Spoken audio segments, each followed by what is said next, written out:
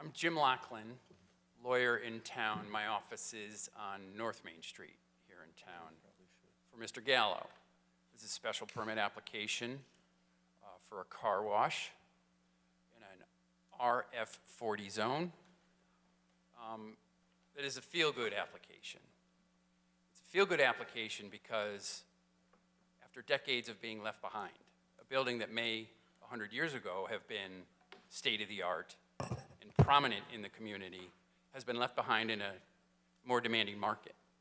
And we here propose that we update that property now to state-of-the-art. Mr. Gallo runs another car wash operation in Tolland, has done well there, not only for himself, but for the town. And he proposes coming to this, our community, for the same purpose. He will do well at the same time that the town of Wallingford will do well. It's also a feel-good application because upon approval, you can be assured that it would, if necessary, withstand judicial scrutiny. All the buzzwords of statute, of your regulations, and case law suggest and show that this application can and should be approved under your regulation and state law. The details are long listed, but before Mr. Brown gets up and presents, if I could just do some housekeeping matters with you guys. The sign was posted pursuant to your regulations, and a copy of it was forwarded with a cover letter to the zoning office. Notice was provided to neighbors as required under your regulations. What I say by buzzwords under statute, under your regulations, are that the 3 tiers have all been satisfied under law. Number 1, it is permitted, this use, car wash, is permitted under your regulation. Section 4.16.C.1H specifically names car wash. Number 2 and number 3, your regulations are satisfied and the proposed use is in keeping with the community for health and safety reasons. That's why you can approve them. You can approve this application. You can rest assured that the regulations and the health and safety have been preserved because we've met with staff on numerous occasions. We had 2 full roundtable meetings where engineering was there, zoning was there, Amy was there for zoning enforcement, water sewer is there for the first roundtable, and Corporation Counsel Janice Small was there for the second roundtable. In addition, your staff, as always, has been commendably available by email and by phone, always welcoming conversation, and Jerry and Amy have spent a lot of time together on the phone to make sure this thing will work, and it will. It just makes sense that we bring this property up to date. It's surrounded by a commercial area. Behind it is the old Islet Specialty Corp building. In front of it is McDonald's and a Taylor rental and a new medical office building. Route 5 is in front of it. To the right is a strip mall, and to the south is a restaurant, Lums when I was a kid. Now it's Colony Diner. This begs for a commercial use. We've circulated the application to all different departments, and any comments that have come back have not been negative. They've just provided post-approval suggestions that will be monitored by your staff post-approval. And so you know, Mr. Brown specializes in car washes. That's why he comes to us from Glastonbury and works with Jerry, even though Jerry's from Tolland. That's a niche. Yes, I imagine he does other things as well, in addition to car washes. But because of his expertise, he's already been able to respond to post-approval recommendations and has started checking off the list that your different departments have asked for. We've complied with all water runoff and environmental regulations. And aesthetically, finally, this outdated building will be redeveloped to a state-of-the-art facility. The only objection that we received is from the competition. It was received by fax today from Attorney Lee, whom I know and like. Had they approached staff like we had like we have repeatedly over and over again to review the regulations, they would have known that a variance is not necessary in this case because we are reducing a non-conforming use. Had they spent the time and had they approached the town sooner than just late this morning, they would have known that, but they didn't. Which brings me to my final housekeeping matter. A variance is not necessary in this case because we are reducing the nonconformity and we are introducing no more nonconformities. This building was built sometime in the 1800s, I'm sure. It certainly predates zoning. So as Janice has reminded me repeatedly, it is a legally nonconformity. It's a legal existing nonconformity. What we could do is build a car wash in the existing structure just as it is, and all we'd have to do is get a change of use. Instead, what we're doing is there's two roads, Route 5 and Old Colony Road. We've taken away any proposed encroachments on the setback along Route 5 and relocated it. Please recall, this is a resubmitted application. We withdrew it last time after meeting with the ZBA and resubmitted it, there were two rows between the building and Route 5, and we took the front row of those vacuums and relocated them to the south, eliminated a use that has been operating there for a decade or so, and that's where we're putting that second row, that first row of vacuums, inside the setback. So the setback encroachments along Route 5 is eliminated. On Old Colony Road, which is east, behind the building, we are taking a huge structure and moving it further away from Old Colony Road and reducing its size. The effect is we are decreasing the nonconformity, which means we don't need to go to the ZBA for a variance. We can come directly to you for approval under the special permit regulation without having to get a regulation, without having to get a variance. I believe that's what Janice's memo says. I have not seen it because, again, the objection came in so late. But if you look at my letter dated June 9th, which was last Thursday, it's the longer of the two letters. You'll see what I'm talking about under your regulation. Sure. Yeah, Mr. Attorney Longton, if you'd like to see a copy of Attorney Small's If it's short enough, you might as well just read it. Excuse me? If it's short enough, you can read it, or I'll just come get it. Sure, this is from our corporate counsel to Janice Small.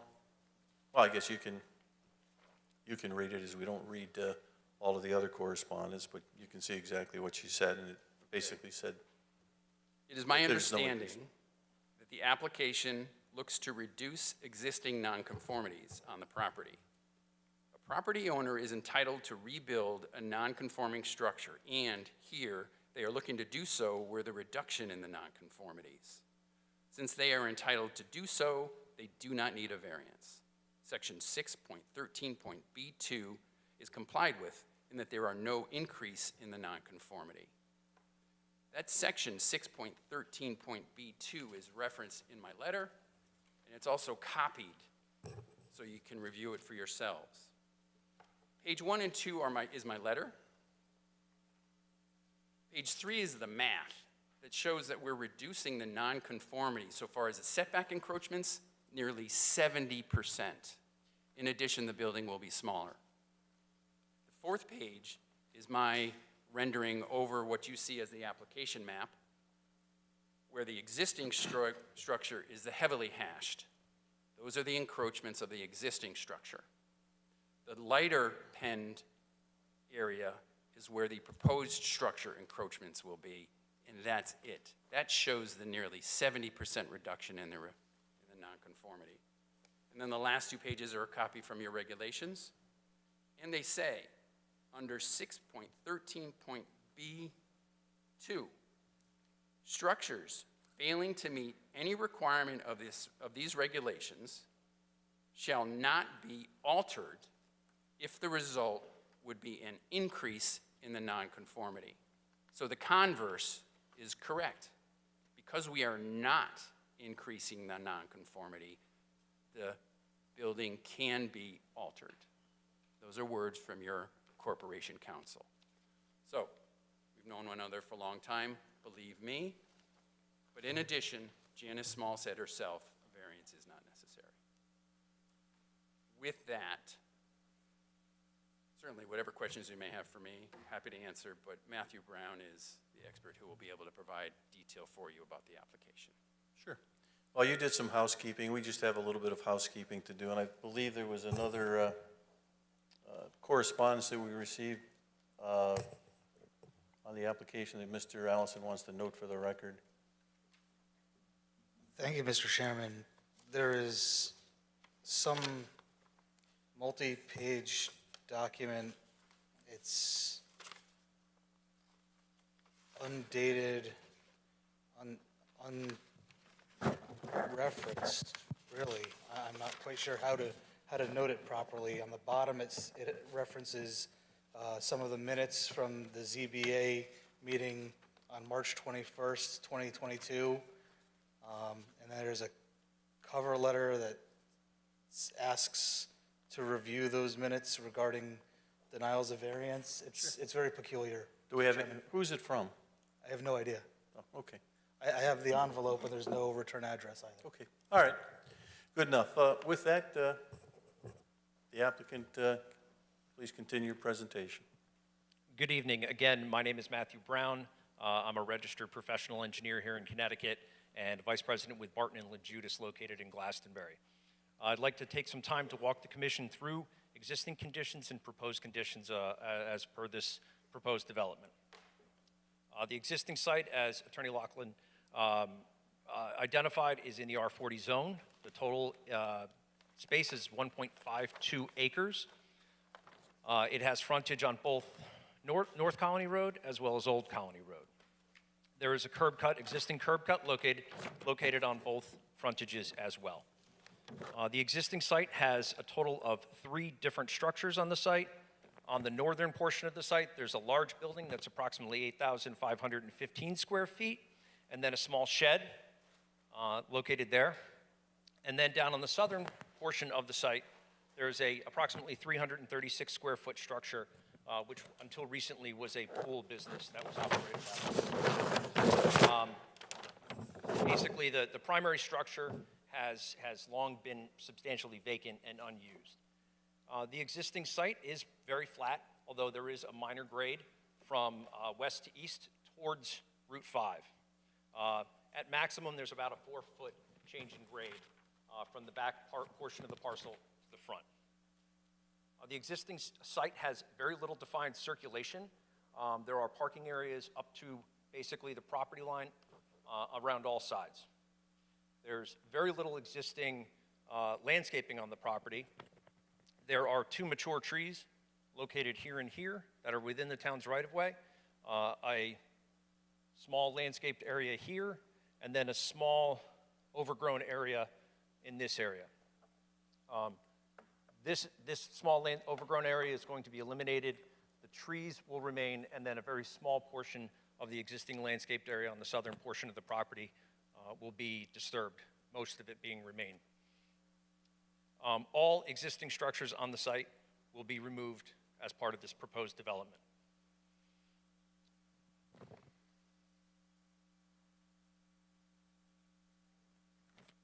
So what you see now is the proposed development. The proposal includes 1 new structure located in this pink color here. It's just slightly larger than 5,000 square feet, and this consists of a single automated tunnel.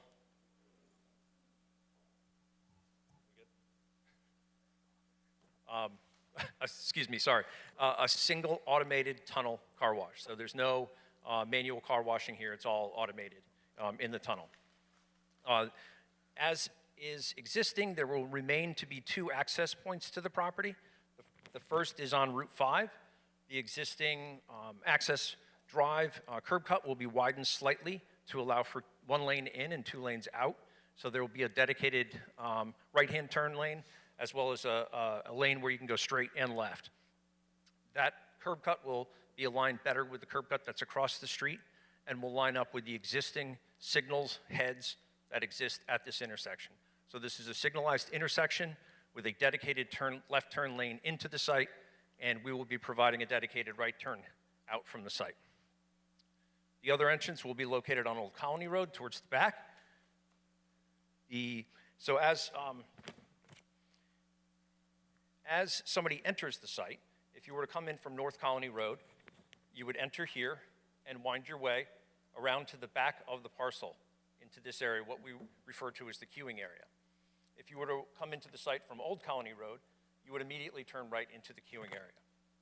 So the queuing area eventually splits into 3 lanes. Each one of these lanes comes to a canopy where an automated kiosk will have the interaction for all the users there. Each area will have an automated gate, an arm that will come down and go up and control access into the facility. So if multiple cars come in at the same time, the second gate will not open until the first car is clear. So there's no problems queuing up into the tunnel. The car wash will sell monthly subscriptions, so there will be a license plate reader that will automatically raise the gate for people who subscribe to that service. If not, they'll be able to select the services that they choose at the automated kiosk, provide payment, and then the system will let them through. And that way the system also knows who's getting what, who's paying for what, and you get the appropriate services. So as you come around, you enter the car wash from the north side of the building. Should there be a problem, we have a dedicated bypass lane that allows a vehicle to bypass the tunnel if so necessary. So as noted, vehicles will enter on the north side and exit on the south side. So after they exit from the tunnel, they have an option to leave the site from there, or they can utilize the free vacuums associated with that. There's 14 free vacuums located on the front of the building. One of those is accessible, and then there are 9 additional vacuum stalls located on the southern portion of the site. If a vehicle chooses to use the vacuums in front of the building, this is a one-way traffic only. They will continue and wrap around towards the exit where they can exit out onto North Colony Road, or they can choose to, there's a stop sign here and here. They can come through and exit the site through Old Colony Road.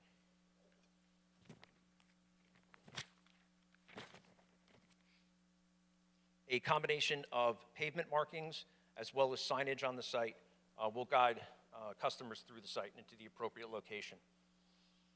Other pertinent site features include a dumpster pad here, located completely within the side yard of the proposed structure, as well as a central vac system here. How this is different from a lot of more older, frankly, facilities is with a central system, there's not a motor at each one of those spaces. These vacuums are free, so the way it works is you just walk up, pull the wand out, it will automatically then trigger the system to apply vacuum, and you can use your vehicle. There will be a vacuum hose on either side of the car, so it's easy, you don't have to drag a hose around. Lastly, we are proposing 4 employee parking spaces located at the southern end of the building as well. We will need to do some minor site grading to accommodate the proposed layout and provide for stormwater management.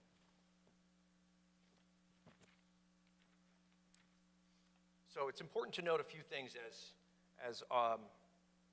as have been mentioned already.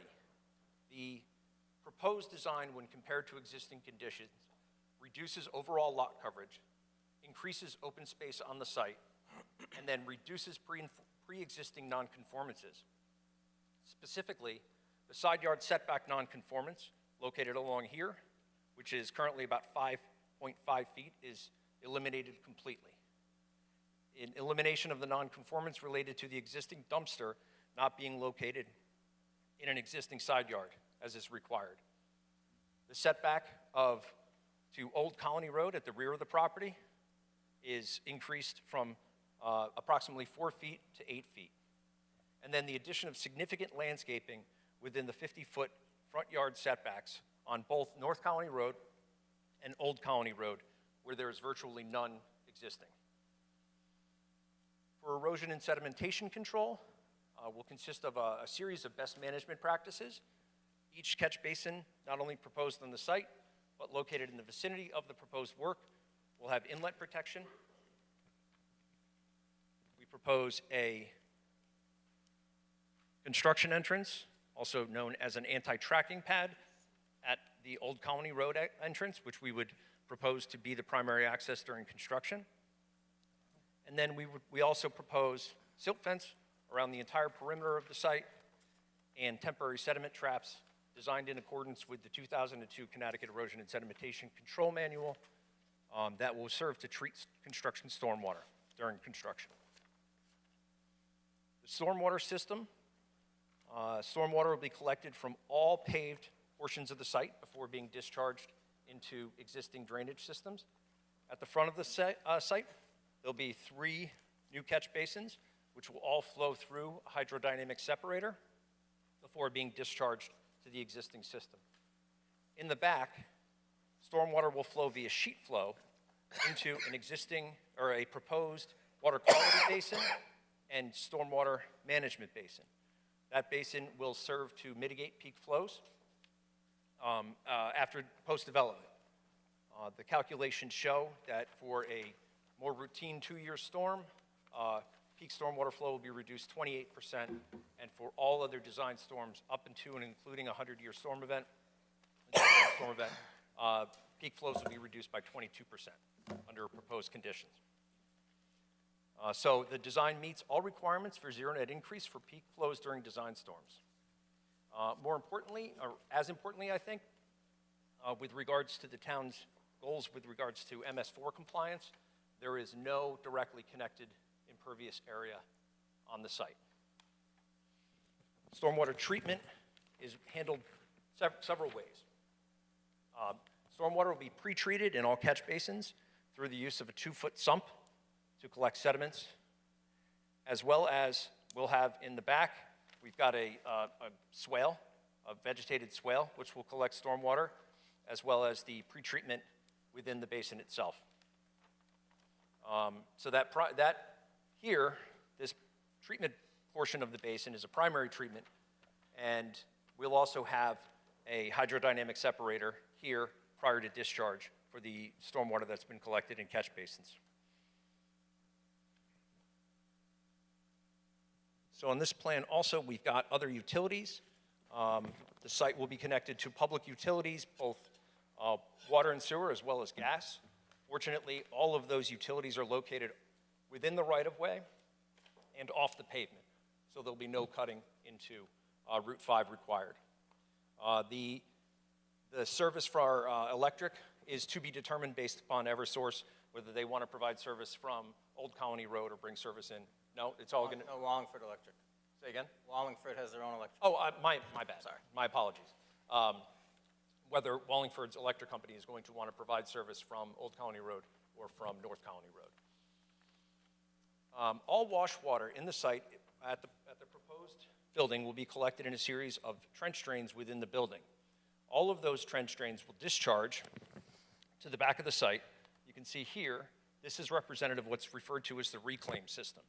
This is a series of storage tanks that the water will cascade through, with the idea being that as it passes from tank to tank, settlement occurs, and the water at the last tank is clean enough that it can be reused in the wash process. So a certain amount of water is drawn off that last tank and reused in the process, which reduces the overall amount of water that's necessary for the proposed car wash. Any water that's not reused will pass through an oil water separator prior to discharge into the sanitary sewer. Certainly no wash water would be discharged into the drainage system. The oil water separator will meet the requirements of the Connecticut DEEP Miscellaneous Industrial Users General Permit. Up until recently, it was referred to as the Vehicle Maintenance Wastewater Discharge Permit. and the applicant will be providing registration with the town as is required by that general permit. All products utilized within the building will be stored within a storage room that has a floor drain connected to the oil-water separator. So in the unlikely event of a spill, everything will be contained within the oil-water separator.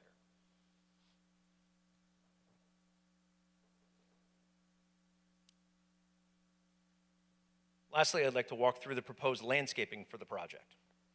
So as mentioned before, there is very little existing landscaping on the site. So from this perspective, the landscaping will be dramatically improved as a result of the proposed development. There will be more than a half an acre of created green space that doesn't currently exist on the site. There will be over 150 plants proposed to be installed, including 22 deciduous trees, as you can see, located along the frontage and throughout the site. And I believe approximately 136 new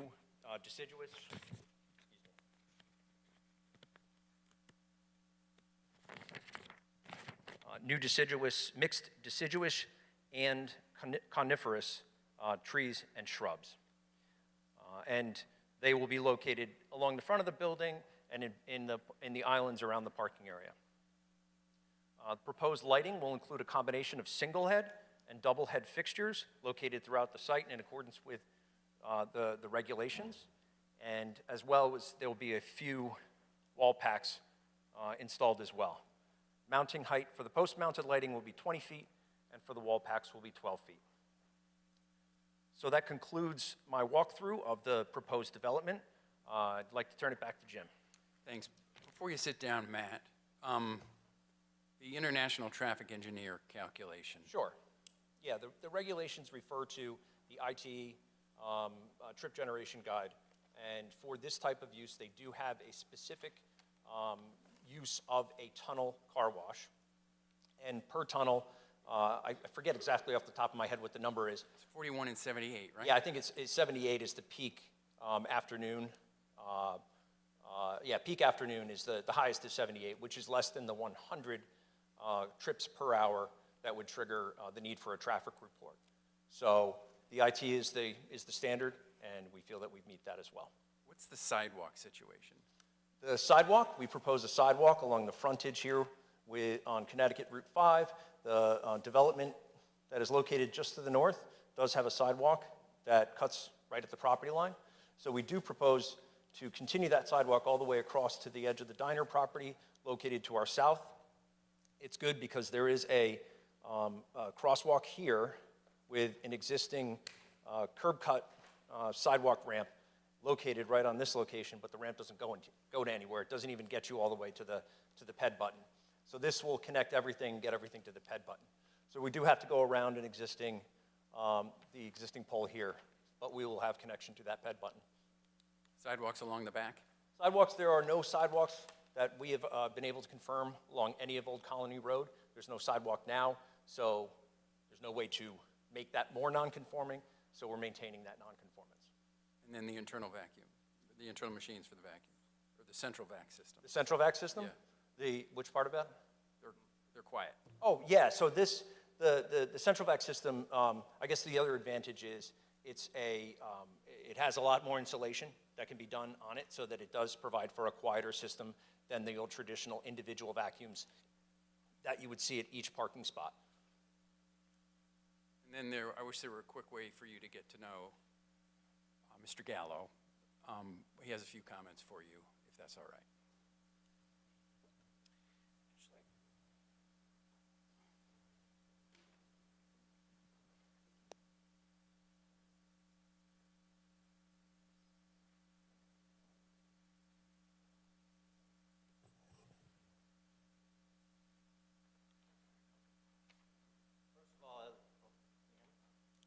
I'd like to thank everybody for being here tonight.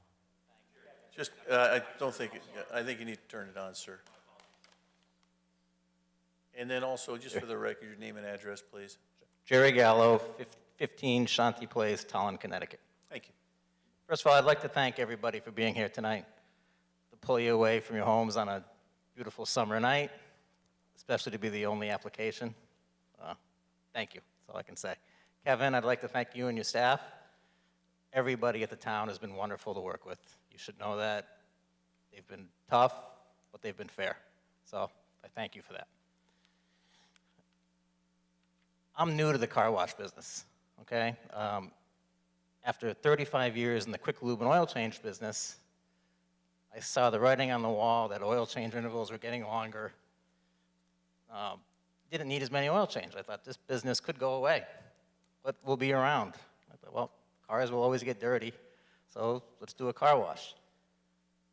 I became fascinated with car washes. I love car washes. It's kind of strange, I know, but I love it. I hope you're as passionate about what you do as I am about car washing, okay? Best thing about a car wash, when a customer leaves the tunnel and they're in their car and you look at them, they have a smile on their face. Not a lot of businesses, people walk out with a smile on their face. That's, to me, that's pretty cool. So after having one car wash, I said, geez, I'd like to do another car wash. Kind of what I do.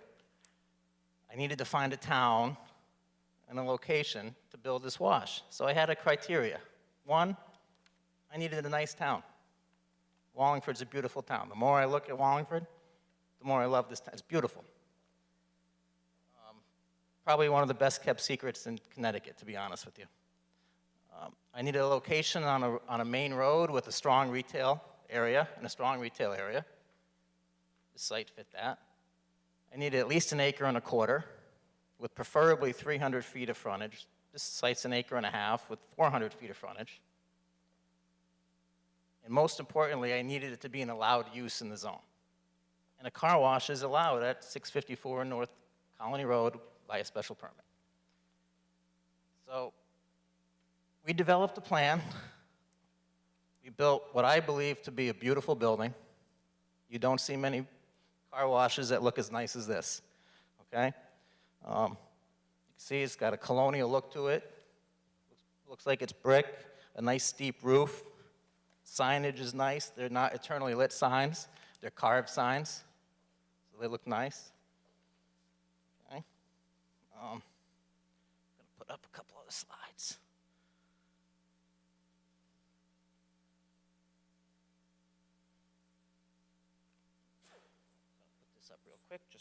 I'll put this up real quick just to show you what the rear will look like so you can get an idea of the gates and the overhang for the cars to drive through.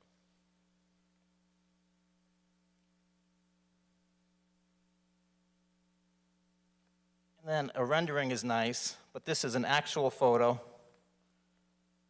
of our site in Vernon. Okay? So you can see what we're presenting is what we're going to get. It's a beautiful building. And I couldn't be more proud of it. I couldn't be prouder of the plan, and I couldn't be prouder to build and work with Wallingford. I look forward to it. That being said, you're going to get an excellent corporate citizen. The neighbors on Route 5 are going to get an excellent neighbor. The residents of Wallingford are going to get an upstanding business to deal with. So it seems like a win-win for everybody, okay? And with that, I'd just like to thank you again, and I hope we can get your support tonight. Thank you, sir. At this point, does that conclude your presentation? Yes, Mr. Chairman. Okay, good. I guess before I go to the commission, Mr. Pagini, any comments on the application or any of the information that we received? I want to say I'm generally supportive of this application. I think it will enhance the site aesthetically. I think it will enhance the site traffic flow, and I think it will, it's a great looking site. It's much better than what it looks like now. So I think strictly as a special permit use, I think it will fit the criteria of a special permit in the site. And I think I can answer any other questions you may have once you discuss it. I think at this point in time, we'll start with commission members as far as questions that they may have for the applicant. Commission members with questions for the applicant. Mr. Benoit. Just a quick question. Hours of operation? Our Vernon Wash is open from 7 a.m. until 8 p.m. We definitely won't be open any later, and we will probably open a little bit later. I anticipate the hours being 7:30 a.m. to 8 p.m. Other commission members? Mr. Cohen?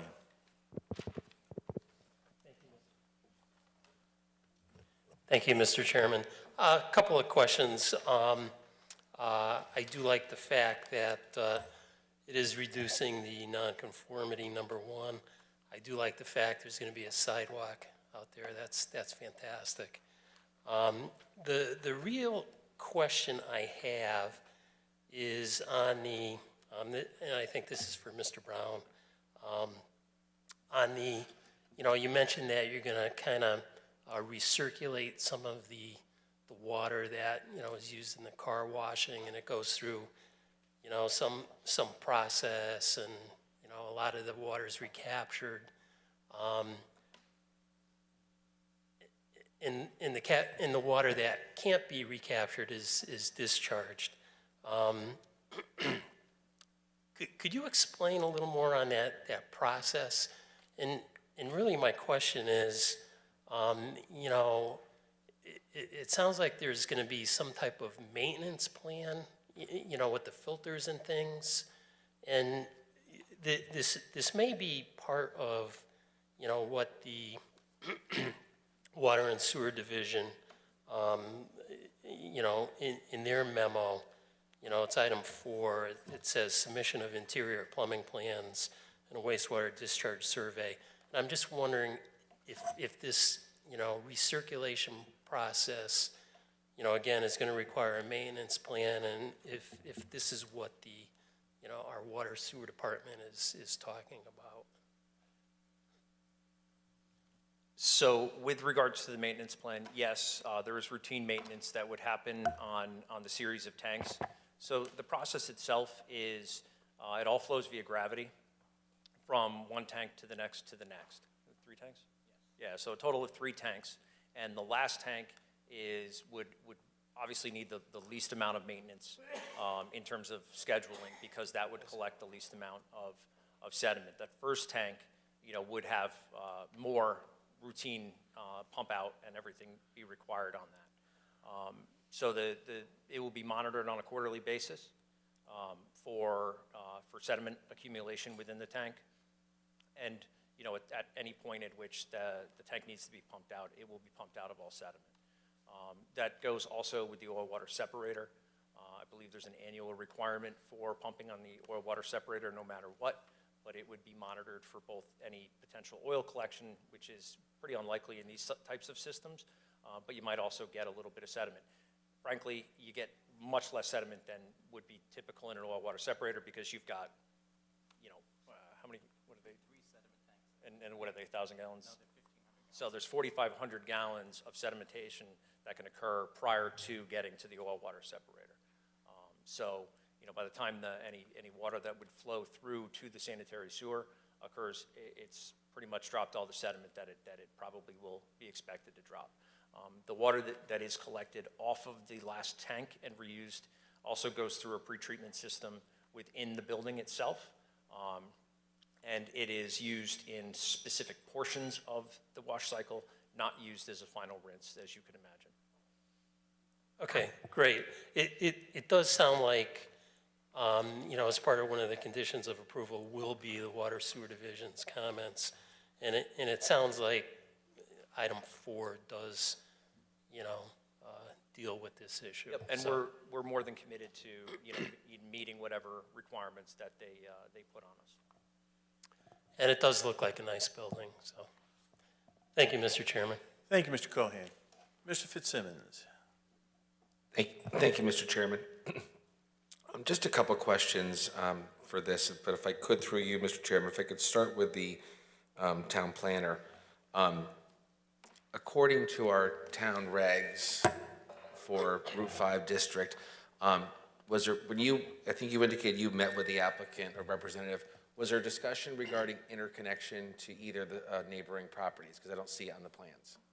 Yes, but I don't believe they were able to get a good interconnection happening over there. We did discuss that, but I don't remember what the full response was, but that's certainly something we could discuss with the applicant again. All right, well, I'm happy to address it on the plans. sure.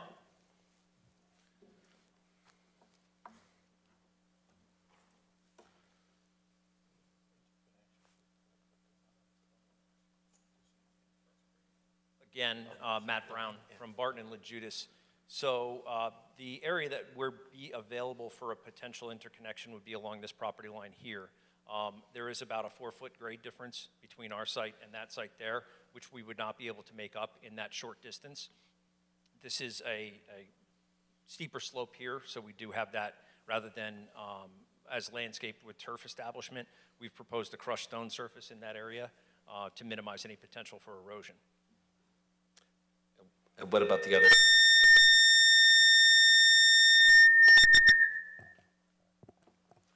What about the other?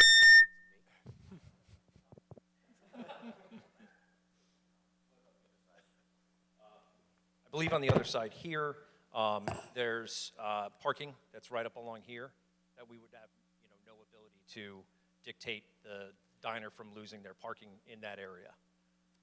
Okay. Thank you. I guess, Mr. Chairman, I guess I would say to the commission and the applicant, I mean, the idea of the interconnection is make it available on your plan because either the diner or the strip plaza next door won't be there forever, and if your place is there forever, at least it's filed on the land records. So as a condition, would that be acceptable to indicate on the plan that a future interconnection? And that way, if there's some change next door, either of the neighboring properties, this plan would already reflect that at some point in the future, there might be an interconnection. Could you give me just 1 minute to Sure. talk with these guys?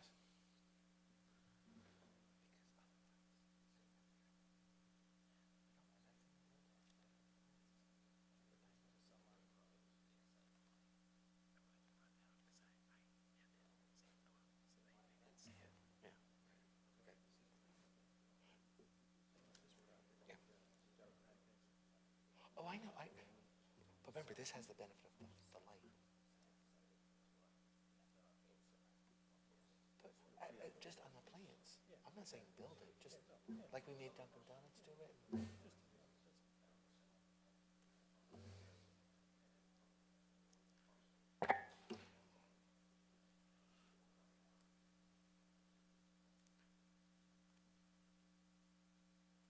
Yes, Mr. Fitzsimmons, thanks.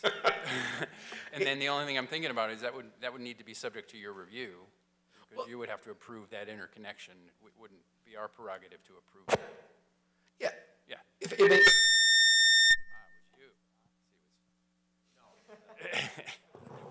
I mean, our reg says, to improve traffic circulation and safety on Route 5 and adjacent roads, the commission may require the access each.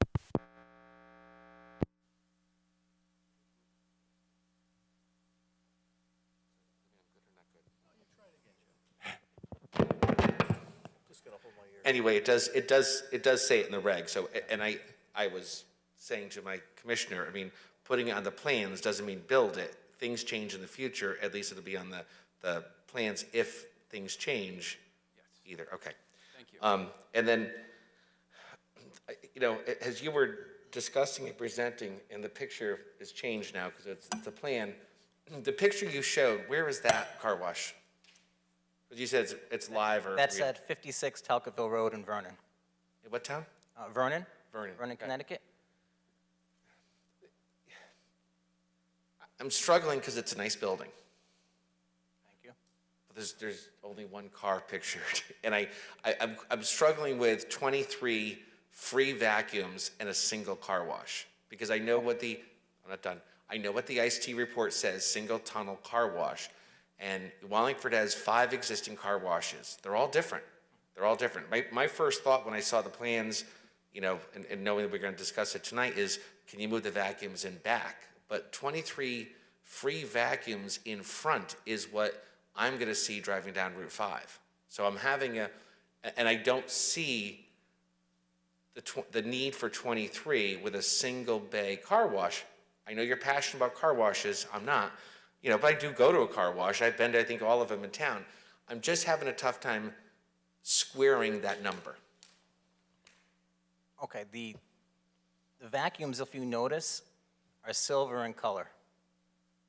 Believe it or not, you really don't see them as you drive by down the road. They don't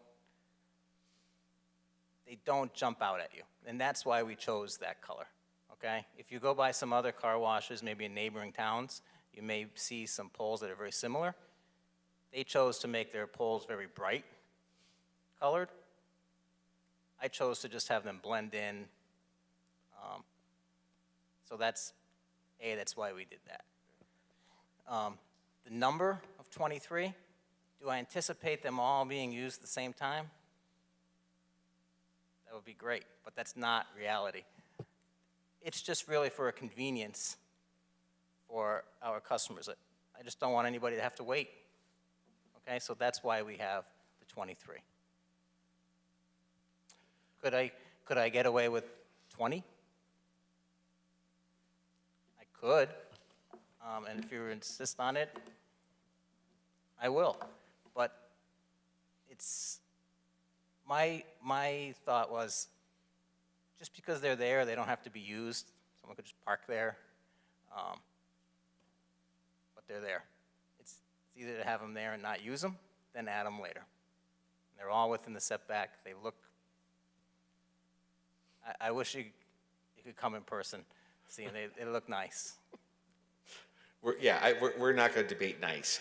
I would share with you, and again, I earlier today, I was in the neighboring town and saw a similar looking car wash where all the silver was red. And it was very busy and very active. And it was a single tunnel car wash. And I'm thinking of your application, thinking that's a lot of activity for a single, as you call it, single tunnel. Yep. And the activity was everyone vacuuming their cars and hanging out and doing things. So I'm trying to visualize that, and I'd share with you because, and certainly I know your counsel. I mean, anytime you could reduce a nonconformity, I'm right there with you. This is a significant reduction. However, I'm troubled by there still would be nonconformities on the site. Okay, so we're not 100% eliminating, and by eliminating the building, I'm of the opinion, personally, that whenever you can reduce a nonconformity, great. But when you're going to take the building down, I'm thinking anything you rebuild should conform. So I want to redirect my question and say, can the 23 vacuums be relocated to your second front yard on North Colony versus frontage on Route 5? And I'd share with you, when other applicants for other car washes have come in, that's always been my question. So this is nothing new. Yeah, speaking in generalities, okay, car washes in another town, a neighboring town, that's, I believe theirs are in the front as well, in that neighboring town, the ones that are red.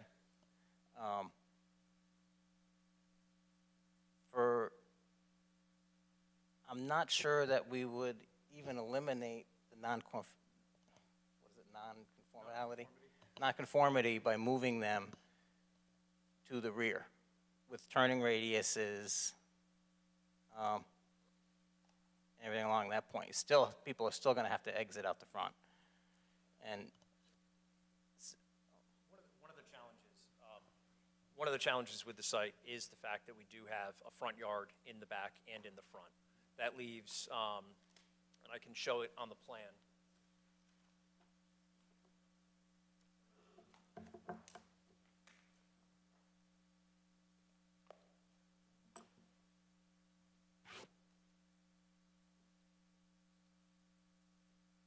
So on this plan here, this green dashed line, which may be difficult for you to see, represents the area that's completely outside the quote-unquote conforming area for building a structure.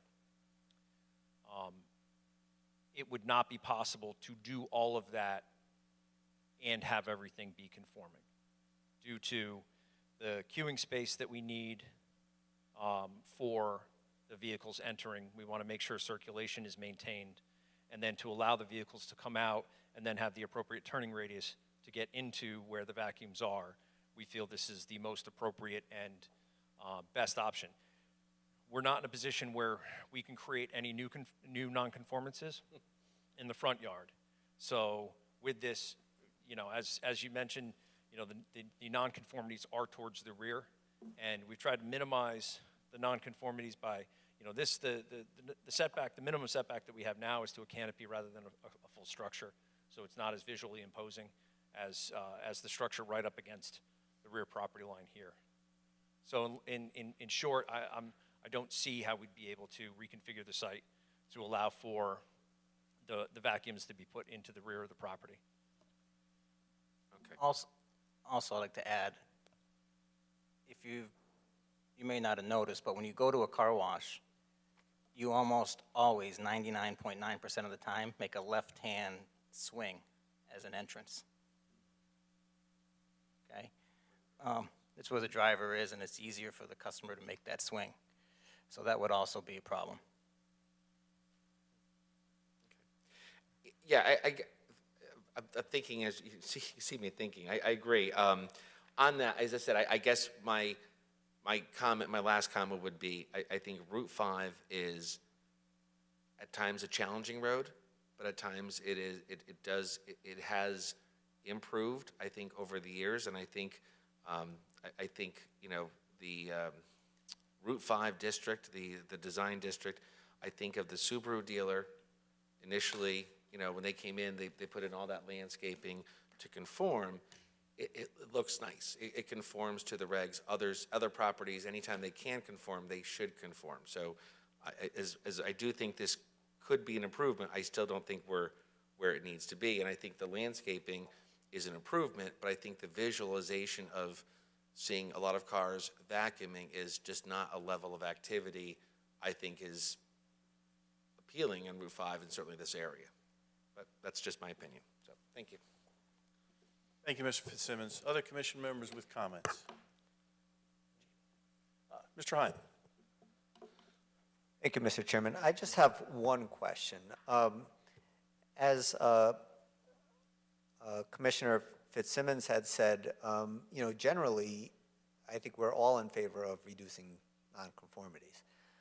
Typically, when you see a reduction in a nonconformity, it's where you have, particularly with a structure, it's where you have an existing structure and you're looking to alter it in such a way that ultimately reduces the nonconformity.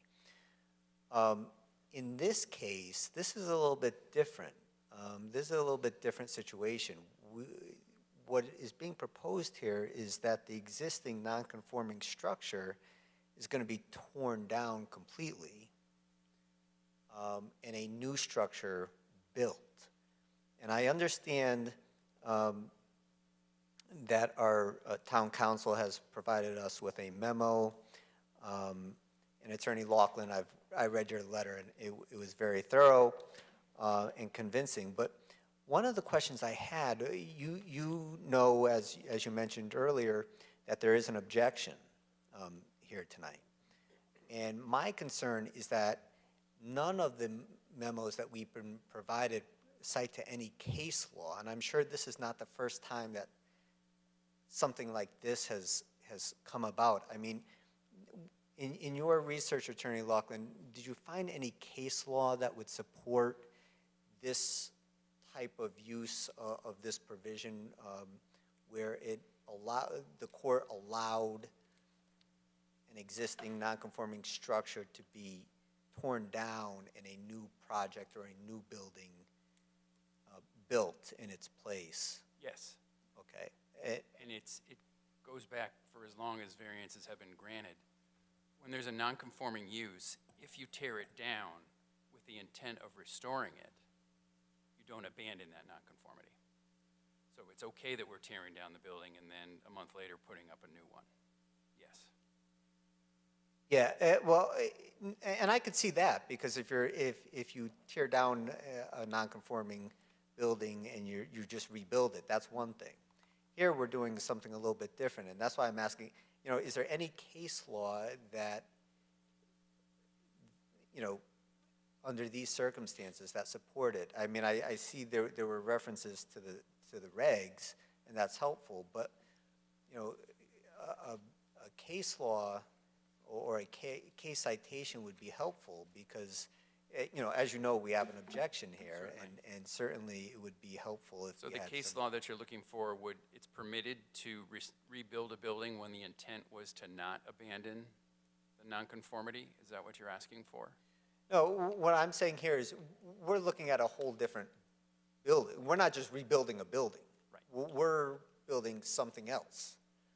And my question is, is there case law to support the use of these types of regulations under those circumstances? I'm certain it's findable, but I haven't been assigned that, and the regs are pretty clear in this case, because they do say you can't build a building that's non-conforming if that modification will increase the nonconformity, period. So the converse is necessarily true. We don't have to get any variance approval provided we are not increasing the nonconformity. And because it's so clear, I don't know that even if I were to try that I would be able to find it. That's why Janice wrote what she wrote. Yeah, I guess where I'm getting hung up is, are we rebuilding the existing building, or are we rebuilding something else? We're rebuilding something else well within the envelope of the existing structure. We could put our car wash, if it were to work, in that envelope and leave it 5,800 feet in encroachments. But because we're rebuilding the building to 1,800 feet in encroachments, all within the same envelope, we don't have to worry about the sidewalk nonconformity because there's no sidewalk there. We don't need to worry about the landscaping nonconformity because there's none there right now. All the lists of the things that we asked variances for to the ZBA were removed when we moved the vacuums from where they were to the south end of the property because the setbacks were eliminated. We aren't asking for any more new encroachments. And that's why Janice wrote what she wrote, because we're all within the envelope. No, fair enough. My real concern was legal precedent and case law and what that shows. So, thank you. Other commission members? I have a couple of questions concerning just the queuing on the property with, I know with some car washes, certainly in the wintertime, when people want to get their car washes after a storm, I know in some of the car washes, it becomes a problem as far as queuing. How many cars can be accommodated in your queue?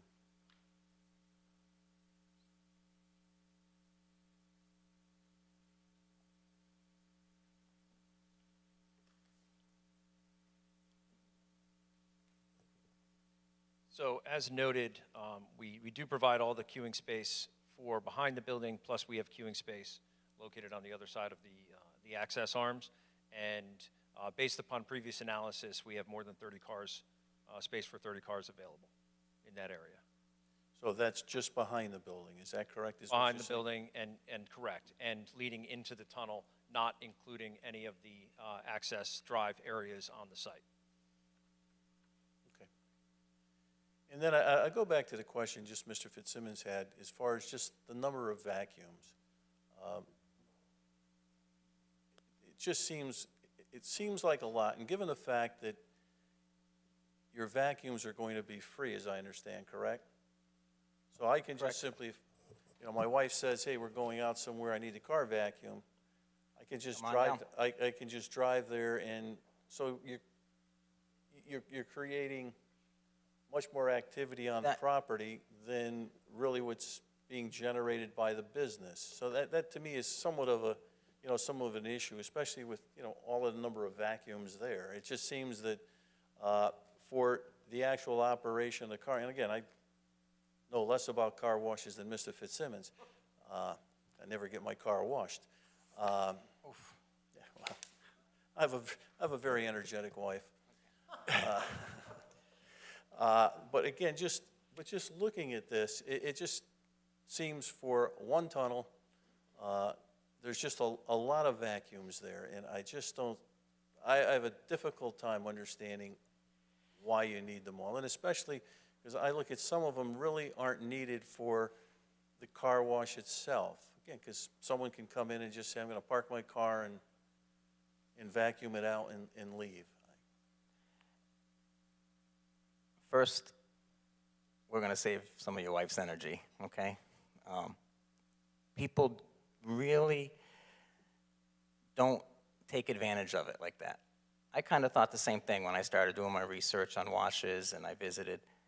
The idea of the vacuums is to not have it congested, not have it look too busy, not have the cars stacked up, boom, boom, boom. Just have it spread out. It looks a little more eerie. That's really the idea of the vacuums, okay? There won't be any congestion.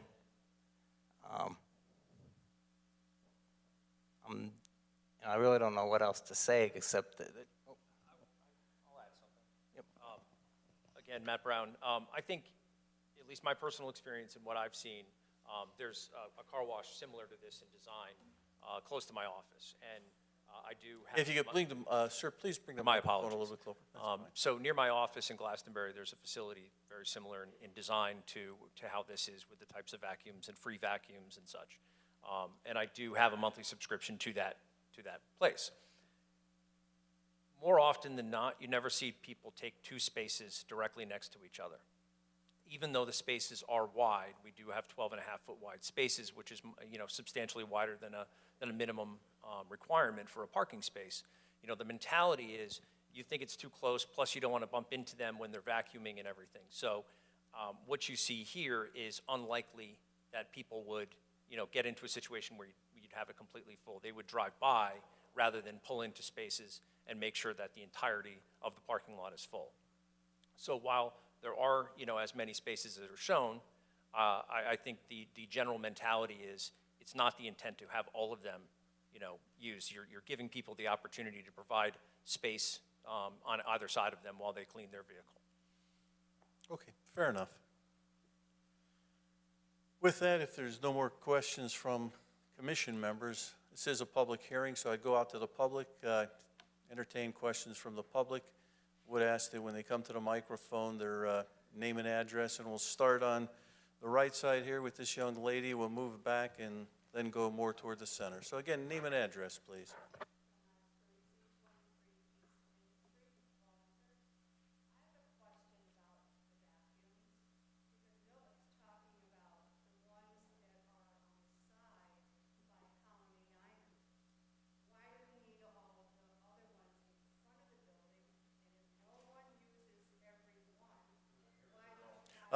I think the microphone needs to be turned on. Yep.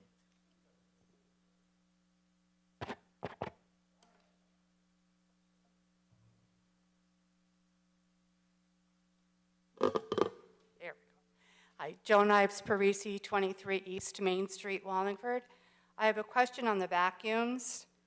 No one has talked about the 9 vacuums that are on the side by Colony Diner. That seems to be enough for anybody who wants to use a free vacuum. And if no one uses one side by side, why don't you have empty spaces? Why do you have to vacuum in every single space? Gentlemen, would like to answer that question? Well, I do believe the conversation that we were just having was a total of 23, which included the discussion for the 9 located at the south side. And in regards to the vacuums at each one of the spaces, it does provide flexibility as people do navigate the site at different times and you can't choose where somebody's going to park. It just gives more flexibility. And it's, in terms of the way it's designed with the central vac system, it's easy to install them at each one of the locations.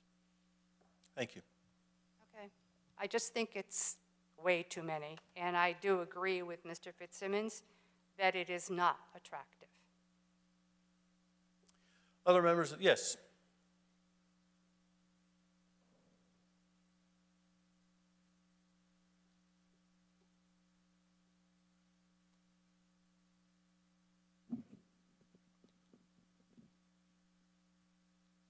Parisi, 23 East Main Street.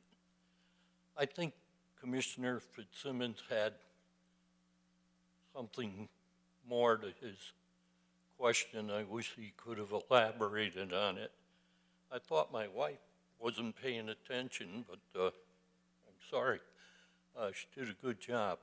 Now, I'm concerned with the vacuums that line up with the restaurant.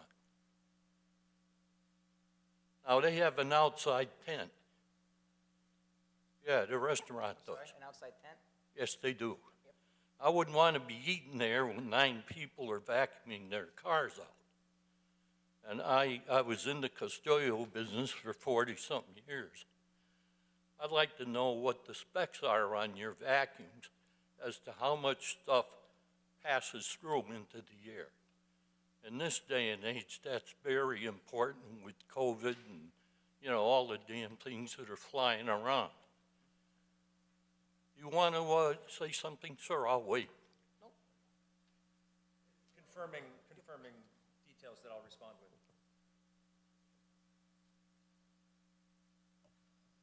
I can respond. The motor for the vacuums, okay, think of like a central vacuum system in somebody's house, okay? The motor for the vacuums is located at the south corner and exit of the tunnel. Right, So it's like a central vacuum system. right. The only thing you will hear, there's no noise over by, will be no noise over by the tent. It's not a question of noise, sir. It's a question of what makes it through the filters. How fine is the filtering system? Oh, the filters, there's a HEPA filter on those, Well, on HEPA those- doesn't go all the way. okay? It's how many microns are stopped by the filter. And HEPA, everybody puts HEPA on something, and it's not really correct. I would point out that the vacuum system and the motor and where the filter is, I believe, approximately 275 feet away from the tent at the restaurant. Well, that's fine, but if you have a nice northeaster blowing in or wind coming from the north, it's going to go right to the tent. I know the area, and I think most of the commissioners do too. Yep. I'm gonna have to respectfully disagree, that's all. Well, Okay? you can disagree, but what I'm saying is true. From my experience, I know. I used to have to buy backpack vacuums that cost $500 just so I could use them in a clean room application. That's a lot of money for a backpack. It is. And that was 10 years ago, so you can figure that out. And the other concern I have, commissioners, I was at a car wash last week. You know my cars are immaculate. Spend a lot of time there. When you're retired, you have nothing else to do. I can't walk, so I can't clean them myself. Well, I was waiting for a vacuum. There were 4 ladies there. Oh, I'm sorry, man. They had everything but the kitchen sink out of that car on the ground. It was a spring cleaning. I'm sitting there, I'm saying, what in the hell's going on? And they're chattering away. Maybe it was a book club. I don't know. But I'll tell you, I gave up and said, I'm going to keep going. So I don't think people come in and out of vacuums as fast maybe as the gentleman thinks so. Not you, Mr. Gallo, but your consultant. I question whether people who drive in there and just use the vacuum take off. There's a lot of people can't resist the free thing. So people coming in and out, trying to use it free and get out. Plus, they're going to probably not follow the traffic patterns. I think it's going to be kind of a mess. And I'm also concerned with the gates. In an emergency, a medical emergency, who handles the gates if the cars are stacked up? Is there some way to open them and keep them open? The gates can, yes, the gate can be opened and cars evacuated through the bypass lane without having to go through the tunnel. And a number of employees that would be at the site, operating the site, 3 to 4, would be there on a constant basis? yes. Thank you, sir. Other members of the public? Yes, this gentleman here. Good evening. Jim Wolf, Economic Development. I'm not big on car washes. I wait for it to rain. But anyway, I'm concerned with the exiting. Will there be 2 lanes to exit onto Route 5, one for the left turn and one for the right turn? And then an additional lane coming in? I couldn't make it out on the plan. Yeah, that's correct. There's a one lane coming in, which is on the south side of the property. And then there's 2 lanes that are going out that are on the north side. One is a right turn lane, one's a left turn lane, and I believe the left turn lane also, if you wanted to go across to the medical center, you could go across. Because again, as the gentleman indicated, there's a traffic light there. Right. And that's become a concern because I think we made a mistake at Cumberland Farms. When you come out, there's only one lane to either go left or right. And there should have been 2. Yeah. But again, one of the positive things about this, no matter how you may feel, people may feel about the application, at least from the exit onto, I always get confused if it's Colony Road or Colony Street, is that there's a traffic light there. So unlike some other locations that have a lot of activity, there is no traffic light. Other than that, I think the building looks nice. It's definitely an improvement over what's there. Thank you, sir. On the right side now, are there any other people on the right side who would like to comment on the application? Seeing none, I'll go to the left side. This gentleman, oh, excuse me, I didn't see you. You have to raise your hand a little higher. You're right, my left, I get sorry. Thanks, Tim Ryan, Economic Development Office. I like Mr. Parisi, like to keep my cars really clean. So I like car washes. It was just mentioned by Mr. Wolf. Take a look at what's there now. All right, we know the site. We know how difficult this site is to develop, not only because it's got 2 front yards, but it's almost triangular in shape. In economic development, we always look for highest and best use of any site. And I will tell you that there's not a lot of other options for that site. I think this is a good option. All right, I think it's a good option for a number of reasons. You know, a number of years ago, this commission put the Route 5 beautification program in place, and we're watching it evolve. Looks good. That office building across the street looks great. Subaru looks great. The strip mall to the north of this proposed car wash looks great. So we're watching it happen, and I see this car wash as something that is going to make it look very nice as well. There was reference made earlier to a car wash in another city. It's got the vacuums in the front.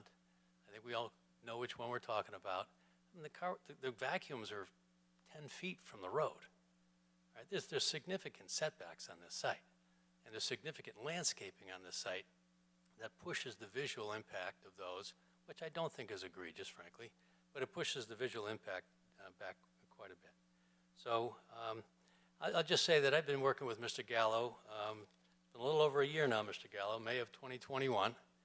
He has proven to be very flexible. He's been working with not only the town planner, but the water sewer division, all of the town departments to try to make this thing work. He has rearranged things on the site a number of times. I mean, he wants to be here, and I think we should want to have him here. I think it's a good use for the site, and as been stated earlier, look what's there now. And I really don't see a lot of other options for that site. There's not developers chomping at the bit. So I think the building is an attractive building. I don't think, Mr. Sector just said, because there's a light at the intersection there, it makes all the difference in the world in terms of traffic movement, as opposed to the Cumberland Farms, Liberty Bank intersection. So we support the application, and I hope you would support it as well. Thank you. Thank you, sir. I take it that takes care of everyone who'd like to speak on the right side. So now we'll go to the center, then we'll move over to the left of center.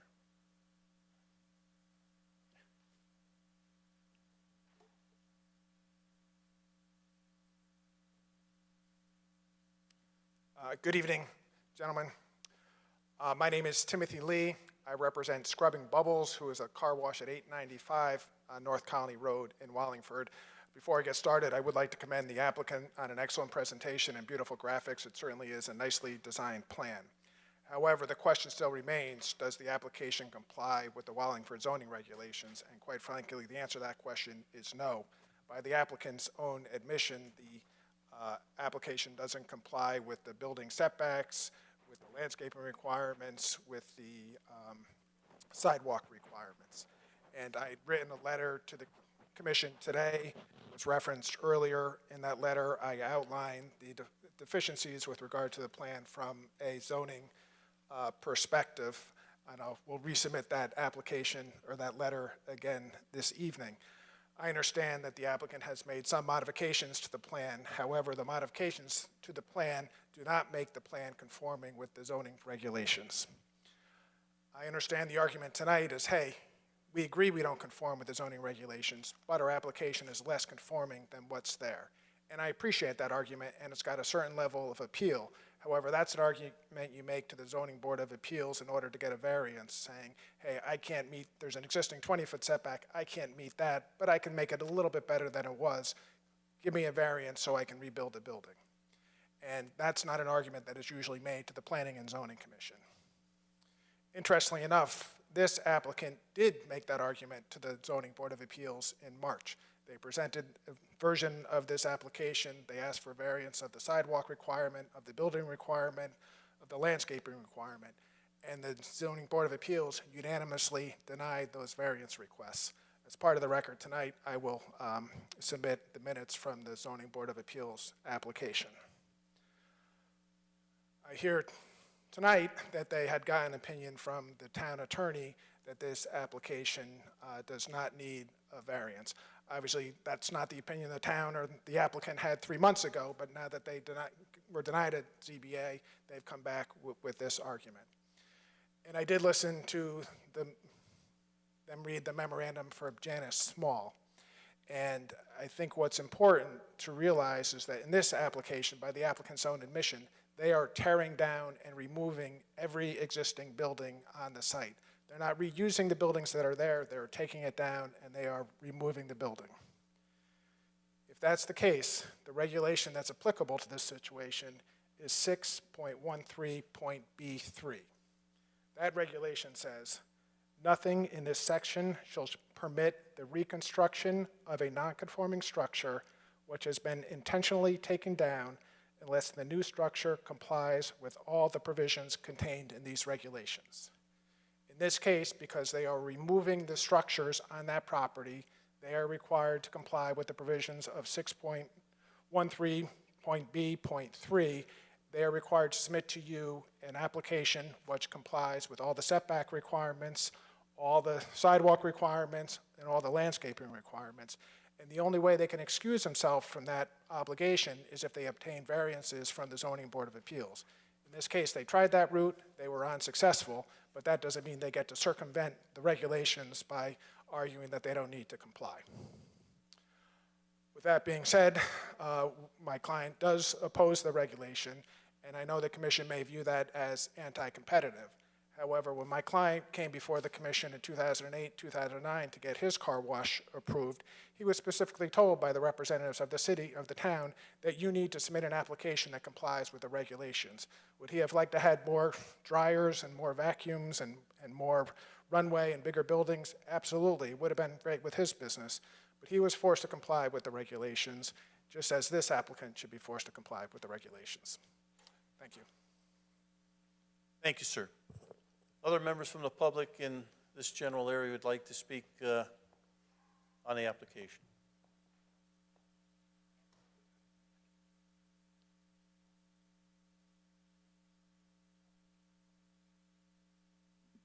My name's Anthony Melissi. I'm the owner of 722 North Colony Road. And so I'm the neighbor, but certainly more than 100 feet, I believe. Anyway, it's a beautiful building, there's no doubt. I'm just nervous about the traffic on that area. I'm nervous about everything I heard, to be honest with you. I know that it's an eyesore, there's no doubt, and anything would be better than what's there. I just found out about this recently, so that's why I'm here. And I have to say, I oppose it. It's as simple as that. That's all. Good enough. Thank you, sir. Anyone else on this area? Moving off now to the left side. Anyone on the, any members of the public like to comment on the application? Seeing none, I bring it back to commission members for any, I guess Attorney Laughlin or the applicant, certainly Attorney Lee had made some comments. If you'd like to address those comments. Certainly. One thing that I would keep in mind before I get to Attorney Lee's comments is that all of the vacuums are within the setback requirement. 3 months ago, that wasn't the case. So although we were changing the back along Old Colony Road, similar to what we're doing now, in the front there were vacuums that encroached the setback requirement from Route 5.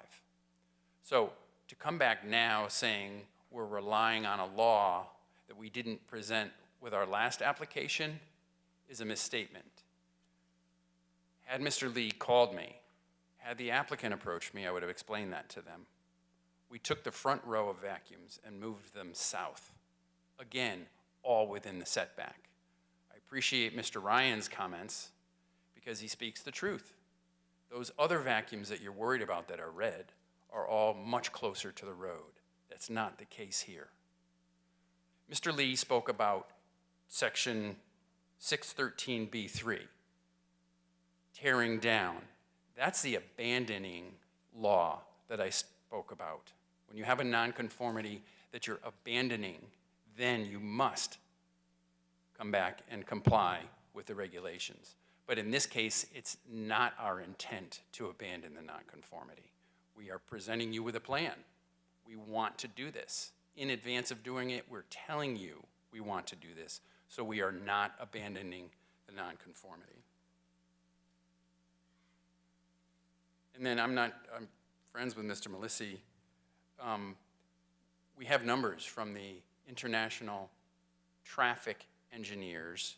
2 letters are in your file, one from Mr. Brown and then one from Mr. Hua, who talks about the traffic generation that will result from this use. And it's well within the 100 that would require a traffic study. So the traffic concerns are not there, particularly since we're squaring up the exit onto Route 5 much better, as well as squaring it up in the back in the traffic plan that you've reviewed already. So, thank you. Thank you. Commission members would like to make any comments or have any questions for the commission? Excuse me, for the applicant. I guess my comment would be, I appreciate what, well, first of all, let me start out. I'm not an attorney. And I appreciate your comments, and I appreciate Mr. Lee's comments, and I listened to the comments that Mr. Hine made. And quite candidly, I'm still a little bit, I won't say confused, but a little bit uncomfortable with where we are as far as we're tearing down, and I understand you're not abandoning the use, or you're saying you're not abandoning the use, but the building's being torn down and a new structure is being, being proposed. I can understand to some degree your position. I can understand Mr. Lee's position. And I saw the letter that we received from, attorney, our corporate counsel, Janice Small. To some degree, that was, when I'm looking at it now, somewhat vague. I would like to see, from my position, at least something more definitive from our corporate counsel, specifically addressing that issue. Because to some degree, I'm saying, if you're tearing a building down, is that not being abandoned? You're saying, well, I'm not abandoning it because I'm I'm presenting a new building. And as I said, I can perhaps understand that to some degree, but I can certainly understand what Attorney Lee is saying. So, at least from my position, I'm not sure how other commission members feel. I would feel much more comfortable with something much more definitive on that issue from our corporate counsel. When I look at your plan, I agree with comments that were made that it's significantly nicer than what's there now. As far as all of the vacuums that are out front, do I think there's perhaps too many? However, I can understand to some degree what the gentleman's saying as far as spacing between the vacuums. I know some commission members are concerned that I've got this building and all these vacuums in front of it. From my position, at least when I'm looking at it, I don't necessarily find that all that, quote, offensive, if you would. Certainly it's a very attractive building that you're building, and the vacuums, the building's quite a bit off the road. The vacuums are certainly quite a bit off the road, as I think was commented on. There's quite a bit of green space and landscaping there. So, the vacuums, would I like to see a few less vacuums? Yeah.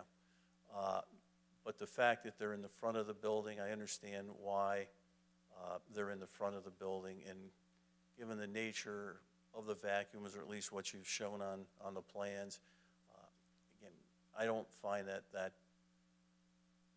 obnoxious, if you would. But I'm not sure how other commission members may feel, and I'd entertain any comments from them as far as how they'd like to move on this application. Mr. Hine. Thank you, Mr. Chairman. Personally, I like the application. And if I were voting, it would be something that, I certainly would look favorably on. My concern is just that I think we as a commission have to be very careful that if this were to be approved, that we're on sound legal footing to do so. And so I agree with you, Mr. Chairman. I think I would like a more detailed memorandum possibly from corporate counsel on this, because I think it's something that,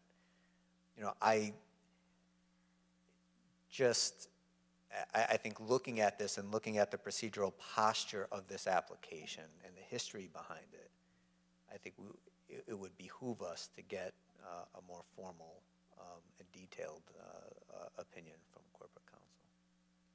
Thank you, Mr. Hine. Other commission members? Yes, Mr. Cohen.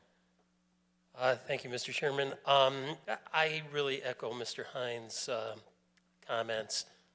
I do think it's a good application. It's a nice building. You're the business owner. You know how many, vacuums you need, how many you want. And actually, I think it's a good marketing ploy that they're free, because people are going to come and say, hey, I might as well get my car washed while I'm here. So I think that's a good idea. I don't think they impact any of the neighboring properties, as some of the comments brought up. But I do agree with Mr. Seichter and Mr. Hine, and that, the issue with the nonconformity, I think there is some verbiage in our regulations which just needs to be clarified. And if we could do that, just to do it right, I would be okay with that. Mr. Chairman, am I allowed to speak? We're, Okay. at this point in time, we're having comments from the commission. We'll give you another opportunity if you'd like. Mr. Fitzsimmons? Mr. Chairman, I would certainly, I'll be brief, I would agree, because the opinion that we received from the town planner was, excuse me, from the town attorney, Corporation Counsel was on our table when we got here.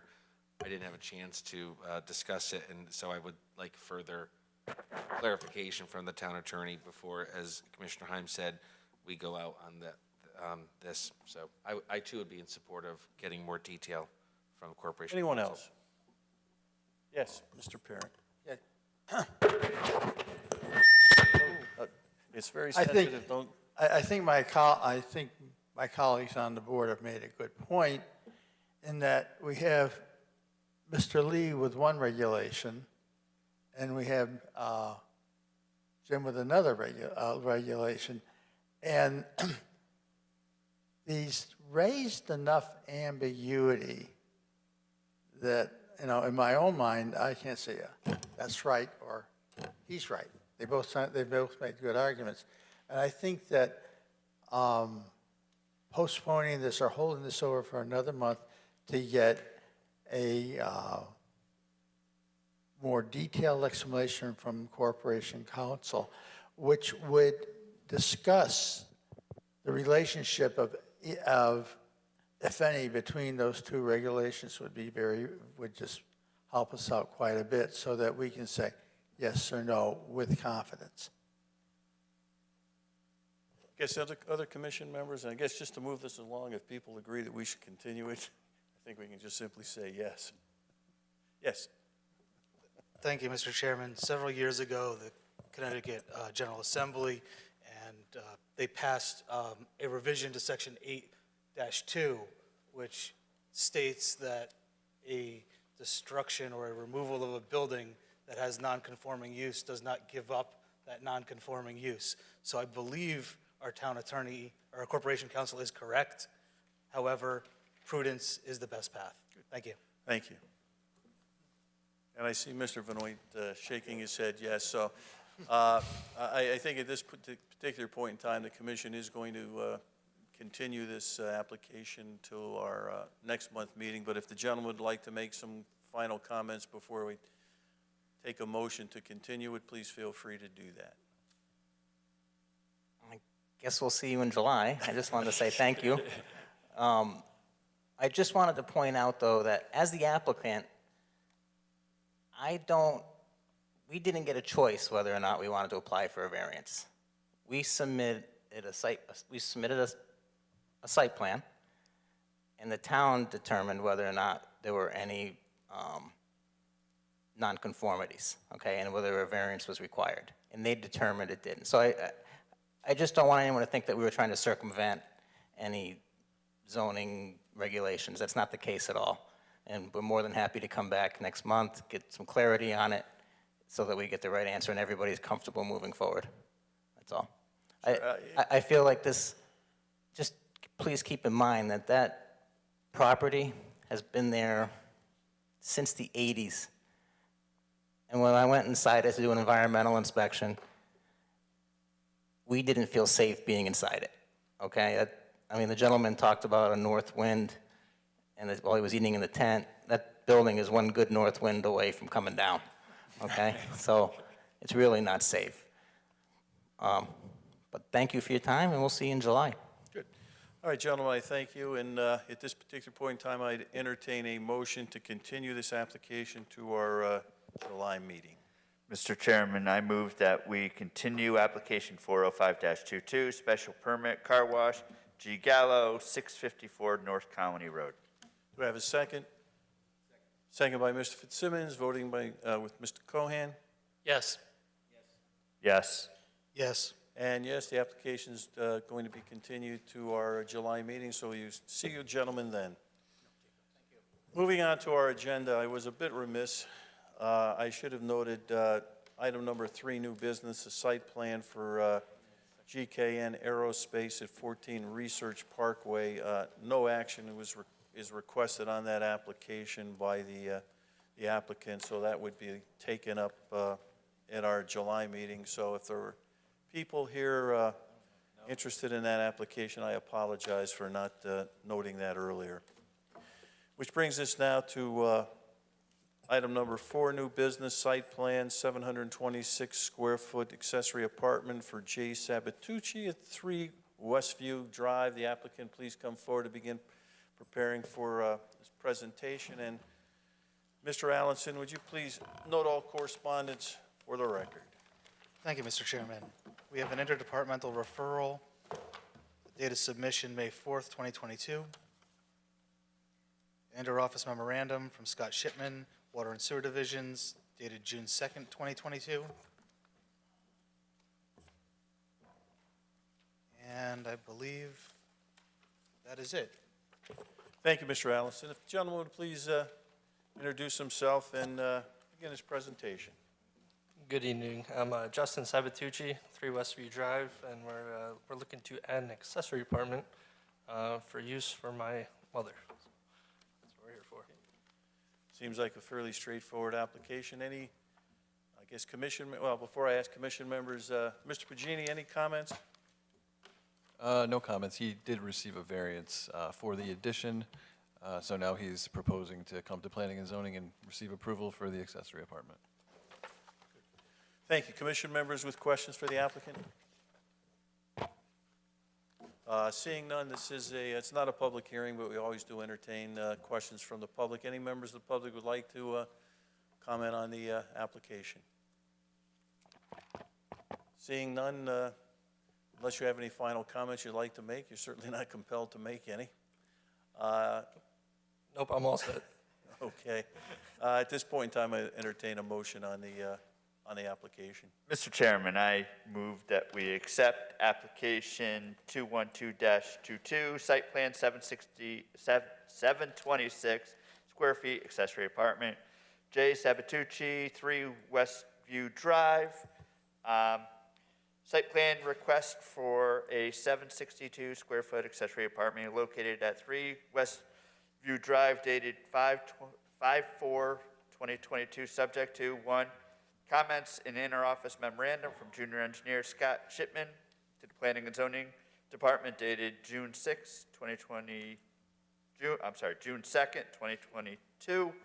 2, final inspection by the zoning enforcement officer. And 3, 6 copies of the approved final plan forwarded to the Planning and Zoning Office. If I could just make one comment. I believe you said accept instead of approved. Approve. Sorry. Okay, good. We have the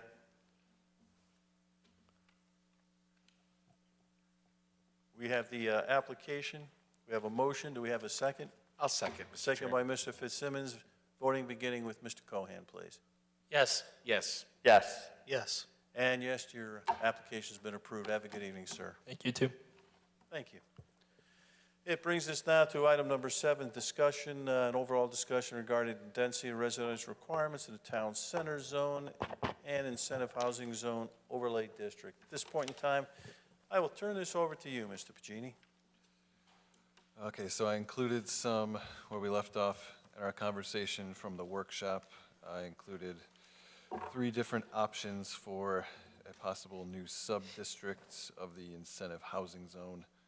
And I believe I also put in the agenda that we may want to discuss potential market rate in the town center zone for density, as well as potentially getting rid of the retail requirements on the first floor and possibly allowing for residential amenities on the first floor. So if you want to start the discussion, option one gives you a couple of different parcels, potentially only allowing up to, I believe it was 40 units an acre, something around there, instead of the 50 in this different sub-district, to potentially not allow the 50 density in those areas. So that's option one. I haven't named any of these sub-districts yet. Sure, it's just for the benefit of the, I guess, of the public, if you could just get a general location of the, of the various sub-districts that are being proposed. I know I should have passed out copies. So the Sub-district option 1 would be the corner of North Colony and Hall Ave. So the application that was before us. And then the corner of Center Street and North Colony Street as well. So directly across the street, that corner and the Hall Avenue corner. So that'd be option 1 for sub-district option. And I could pass this around to anybody that wants to see the options. Any members of the- I guess if there are any members of the public that would like to take a look at that, do we have?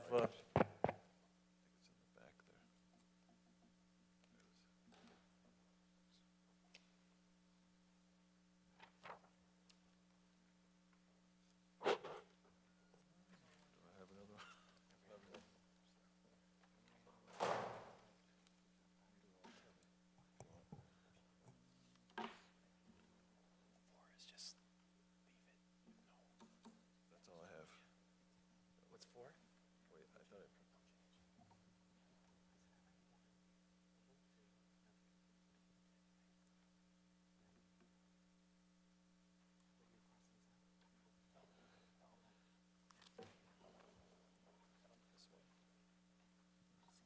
I. I apologize for not printing more. So the sub-district option 2 would be essentially all of the properties from the corner of North Colony and Hall Ave down to the properties that run along Quinnipiac Street to North Cherry Street, with the exception of the Brothers parking lot. So if you can kind of, it's a little bit hard to describe, but essentially all of Hall Ave from North Colony and most of Quinnipiac Street from North Colony, with the exception of the lots directly behind the railroad station in green.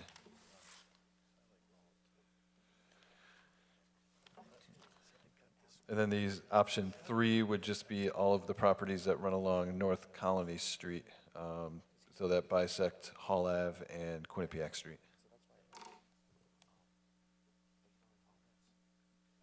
Then option 4 would be to allow for 50 units an acre in the downtown core and the North Cherry Street sub-district, so just eliminating the need for another sub-district.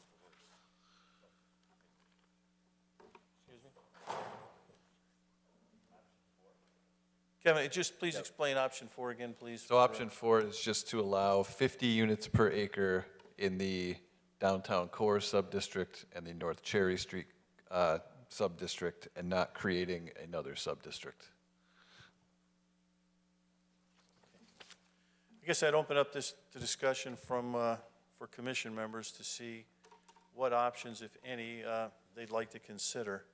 And as far as, I know we were also talking about density, and as far as what level of density that we would like or would not like to see in this area. I think, as I had mentioned previously, this is part of our incentive housing zone, and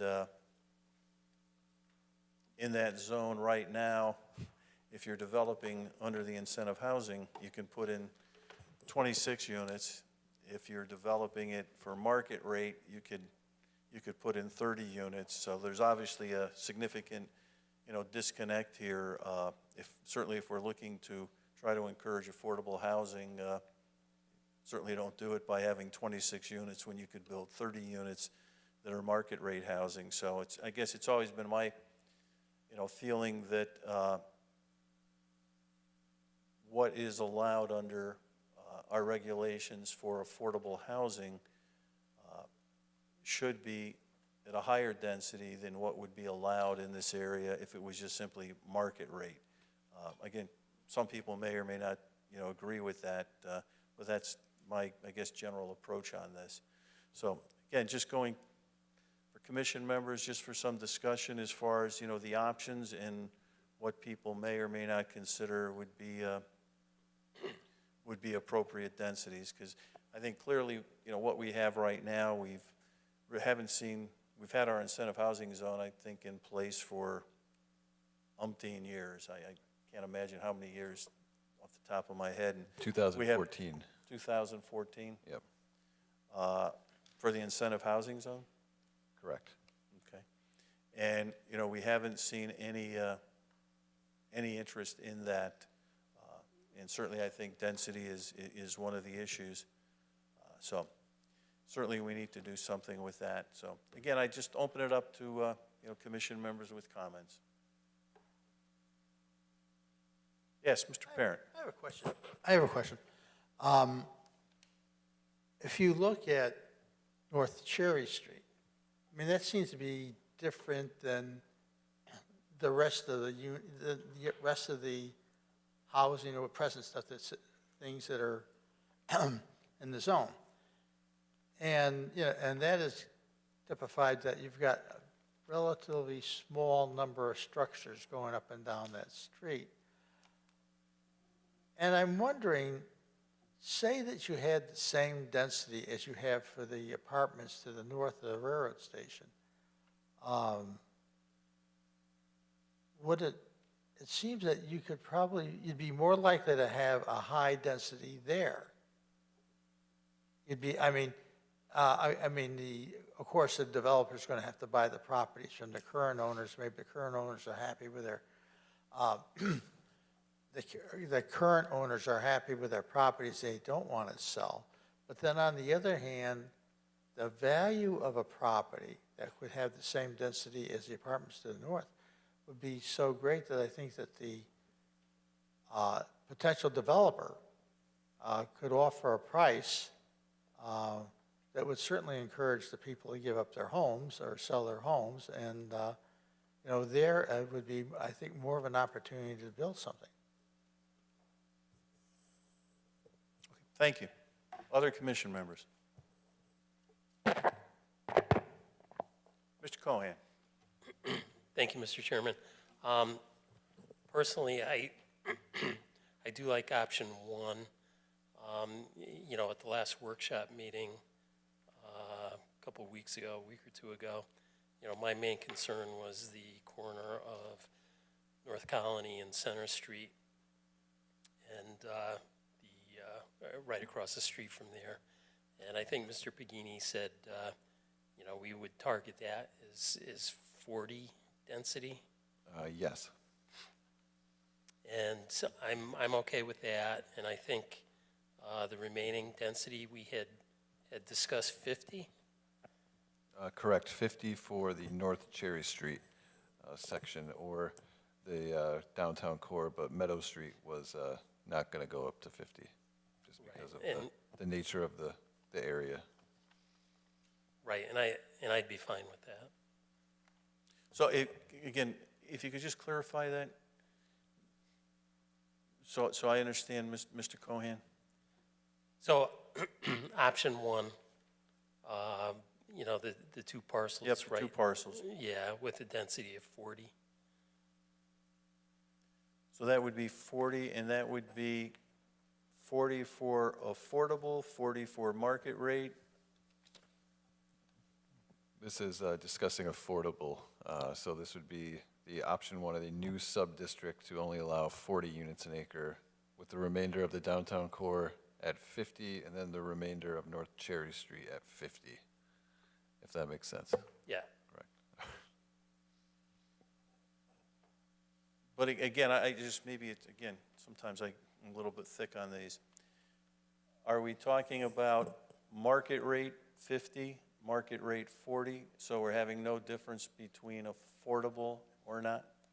We haven't discussed market rate yet, but I guess we're going to get All right, there. so we can. I guess, just so I'm clear, Mr. Cohen, what you're looking at is, or proposing would be for affordable housing. Is that correct?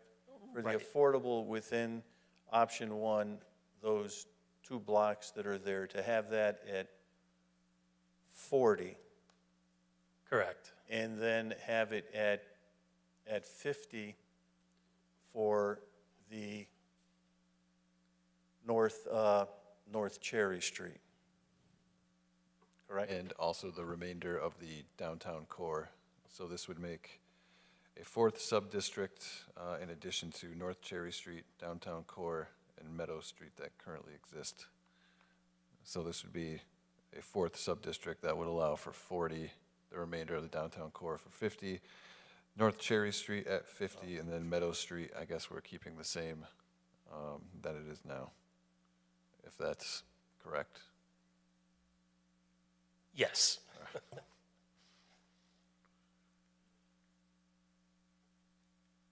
Okay, other commission, I'm still a little confused with this, and again, I'm just kind of thick, but other commission members that'd like to make comments? I could explain it again if need be. That's fine. Sure, if you would, please. So the incentive housing zone contains three sub-districts Yep. currently. So these options would be to create a fourth one that would only allow possibly 40 units an acre instead of the 50 that was potentially being discussed at the workshop. If that makes sense. No, we have 40 in the red, in the red squares, Correct. correct? Yep. And then the rest of the incentive housing zone? The rest of it would be 50 with the exception of Meadow Street sub-district, because that is that's currently at 15, I believe. So I don't think you would want to go from 15 to 50 at Meadow Street. Okay. I don't believe Meadow Street was discussed as being raised at the workshop from what I recall, so. Okay. Other commission members?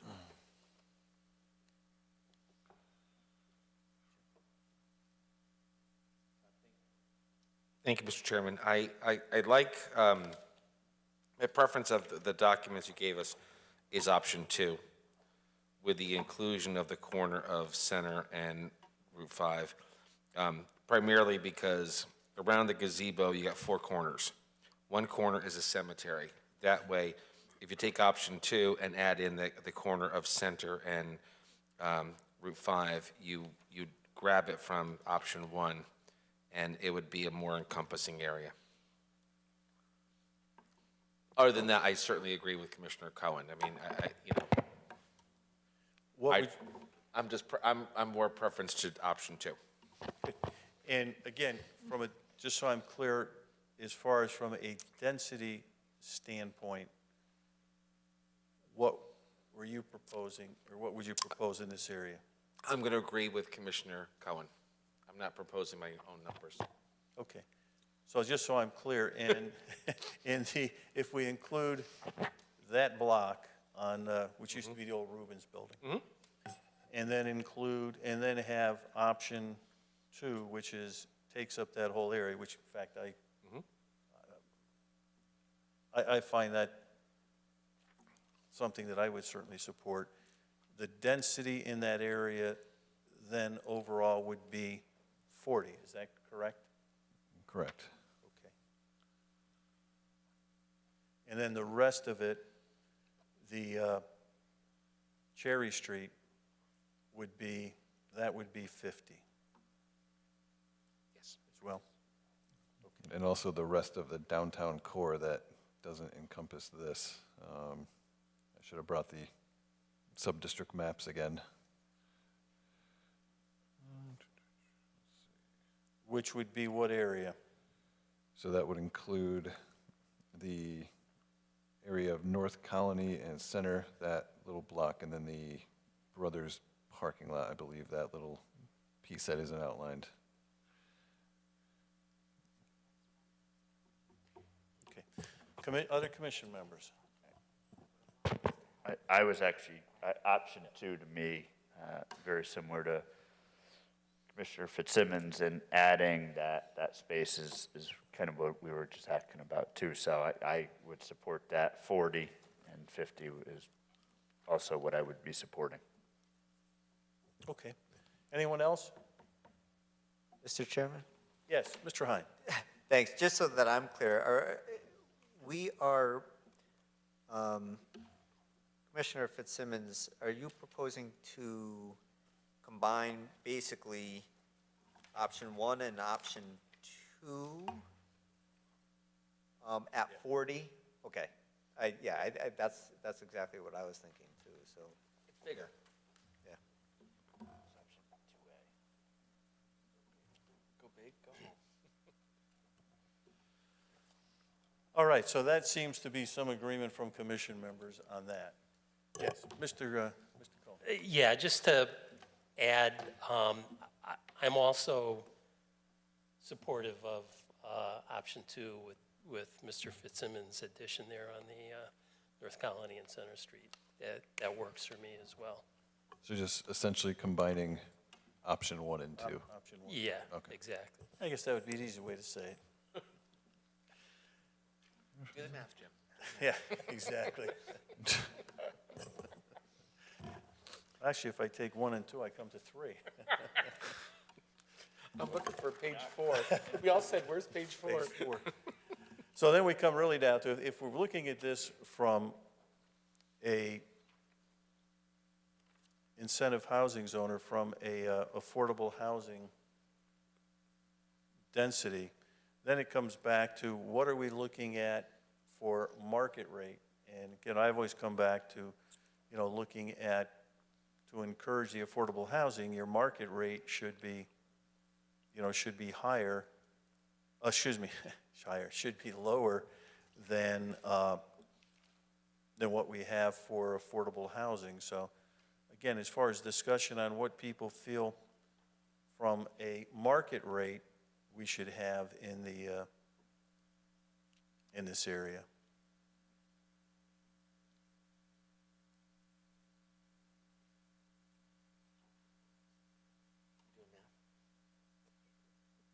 I mean, right now it's 30, and I think at least my general opinion is I don't think 30 is going to generate a great deal of interest in this. I know we did have we had an applicant that came in, and not that we should base our numbers on one application. But we did have an applicant that came in and was looking to, increase for a market rate housing, to increase it to 50. And certainly the commission felt that at that point it wasn't, certainly wasn't appropriate, or felt that we needed to take, additional look at the density for the affordable. So I guess I just throw that out as far as what people feel might be an acceptable number on market rate housing.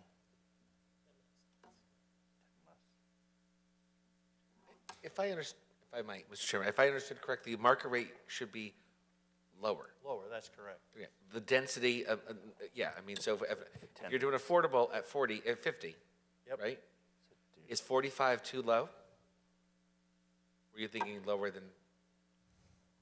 Oh, I guess well, first, just, my opinion is, when I'm looking at it, as far as having the affordable, and candidly, on the, on combined blocks 2 and 1, if I looked at that and said that I would feel comfortable with 50 in those blocks. I know other, commission members are looking at 40. But looking at block 1 and 2, I would feel comfortable for affordable housing in that area at 50, and then in that same area, market rate housing at 40. And again, that's just, that's just my my thought pattern. I think that certainly for affordable housing, and I suspect anything that would be built here would be apartments. Yeah. Would be my general sense. And there's clearly, I think, a difference between an affordable housing for a developer between developing apartments and developing housing, single family or condominiums. If you're developing, single family housing, you're developing condominiums, you develop it, you sell it, and you're done. You have a qualified person who comes in and buys the unit. With an apartment, there's a good deal of administration that goes on with that, because I think, you know, every year you have a, my understanding, every year you have a, you know, you have a lease, and the individual that's leasing that, you know, apartment would have to qualify as under the affordability. So, you know, if I'm renting today and I make, my income is at that level or below the level, so I qualify for affordability, I'm there. But now if I get a big raise, now all of a sudden I don't qualify, then I believe, you know, I can no longer rent there. So there's a lot of administration that's left with the, you know, with the owner of the project. There's a lot more, and if we have the density at, say, 40, that means you're probably going to have, I don't know, 12 to 15 affordable units, and I'm not sure if, you know, if that's enough for, if it becomes just too much of an encumbrance on the owner to do the property management and being able to, you know, monitor everything. So, again, I'm looking at it, and I think perhaps it, you know, at 50 units, it may make it more viable. May or may not. I don't know, but I just think it may. So again, I would look at 1 and 2 and would suggest the 50 for the affordability and, you know, the 40 for the market. That would be my recommendation. And then also, I know we haven't talked about as far as, you know, allowing for on the, if someone can be creative, allowing on the first level, allowing for, you know, residential that's more on the back of the property, so you don't have the apartment, whatever, right, that's facing right on the street. So there's, you know, perhaps some other use. And also to consider to allowing for some additional uses. I know right now, correct me if I'm wrong, Mr. Bacini, as far as having, say, professional offices, dental practices, those types of things are not allowed. Yeah, they're not allowed on the ground levels. On the ground level. And I think, you know, that's, you know, perhaps something that we want to consider to perhaps opening up, you know, more uses. We'd certainly like to see, you know, retail. We'd like to see a lot of foot traffic, but realistically, is that going to happen? And perhaps by allowing a developer, be somewhat creative, to put on the first level, you know, apartments, it may make it more beneficial and perhaps more, you know, more cost effective. I don't know. I'm just looking at this and saying we've had this for a while, and we just haven't seen any real interest.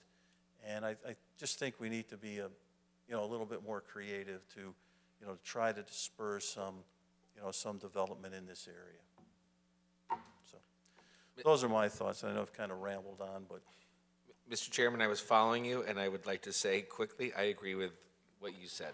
I like the 50-40, and I like the idea of revisiting ground level. So I'm with you on that.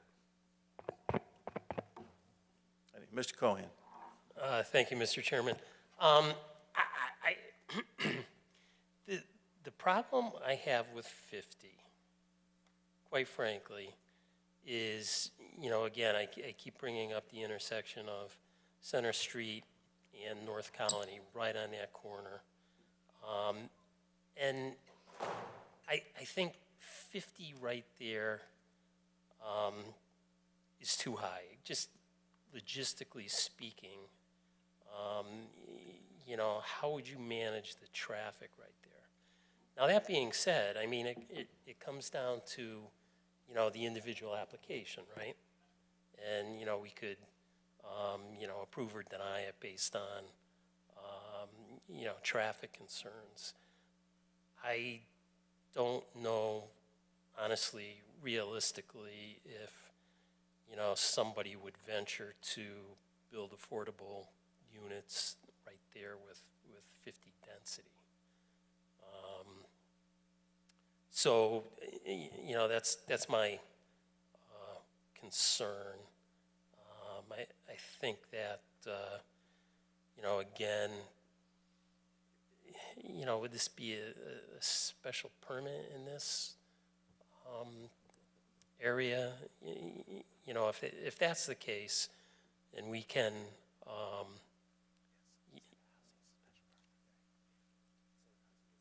okay, so then if, you know, they come in with a 50 density application, we could really get into the traffic situation on that spot. Okay. Yeah, I think we can, but I think we also have to, you know, keep in mind, when it comes to affordable housing, we don't have all the latitude that we may have under, you know, under a special That's true, permit. too, Because yeah. even, I mean, Yep. even with these regulations, if we were to go 50 and 40, whatever we may do, that's a guide for, at least I think, and you can correct me if I'm wrong, Mr. Pagini, that's a guide for someone who is coming in and wanted to create or develop affordable housing, but they could come in and, you know, look to put 60 units or whatever. And, you know, the ability for the town to say, or to deny that, is substantially less than what it is under our special permit. So I think to a very large degree, this is, you know, somewhat of a guide. You know, we have, you know, several projects or several developments in town that are affordable housing. And, you know, I will say all of the individuals who came in with those, you know, with those projects certainly didn't come in and just to force something on the town. I think they had, you know, conversations, you know, with the planning department to discuss their application, and worked with the town to put together, you know, a plan that everyone liked. It's not to say that, you know, someone else could come in and this is what I want to do, and, you know, your ability to control that is you know, substantially less, so. Okay. I believe, though, the incentive, excuse me, the incentive housing zone does give us slightly more latitude because it is, you get tax breaks with that, so if they want to come in Yeah, as a if they general. wanted, yeah, exactly, if they wanted to take advantage of some of the tax breaks, but, or the But tax incentives. You're exactly right with a regular Yeah, but, affordable development. but again, though, someone who wanted to put affordable housing in could just, and they weren't necessarily interested in the tax incentives, could come and say, here's what I want to do, and we'd have to certainly, you know, consider that very seriously. So, Okay, thank you. All set. anyone else? You know, this, again, it's not a public hearing, but it's an open discussion, so are there members of the, you know, the public that would like to speak? Please come forward and name and address. And come with some good suggestions. Jim Wolf, Economic Development. At the last meeting, we talked about the first floor and the different uses, potentially, whether it's amenities for the apartments or retail. I think that's something that you could really let the developer decide as to what he wants, what the project is, and what he's trying to accomplish. The other thing is, at the last workshop, you said, Jim, bring some developers. I have a local developer here, and he can answer your questions if you have any. Well, we're not really looking for questions, we're looking for comments. All right, well, Okay, go ahead. And I appreciate that, Mr. Wolf, but quite frankly, I thought you were going to pack the place. tomorrow night. We'll be all watching that, believe me. Good evening, Vincenzo Di Natale, 8 Taylor Lane, Wallingford. So Mr. Wolf and I spoke briefly about the regulations, and I just want to get back to how when you, Mr. Chairman, when you started the conversation about the density and generating interest in the incentive housing zone, you certainly have to be cognizant of the density to have get some interest. I don't know what that number could be, and that's tough to how to land on that. As a reference, there's also the town center regulations, which are a little different. And that's a lower density, but I think we'd be aware that that works for different reasons. Perhaps when you're working with properties that you're revitalizing and not necessarily tearing down, that's a different scenario. And I think my feeling is what the commission did when most of you were on that when we developed those regulations for town center, that seems to work. You know, those, however we landed on those numbers, it seems to work. Like, I think that someone could go in and successfully have a project preserving buildings, redeveloping, and that combination. When you're looking in the incentive housing, just be very cognizant of density to gain that interest. And I think that's the point that he and I discussed earlier and wanted to share with you. Thank you. Thank you very much. Other members of the public? Seeing none, I guess I would just kind of come back to the commission and perhaps try to wrap things up. And I think it is the general thought pattern of the commission to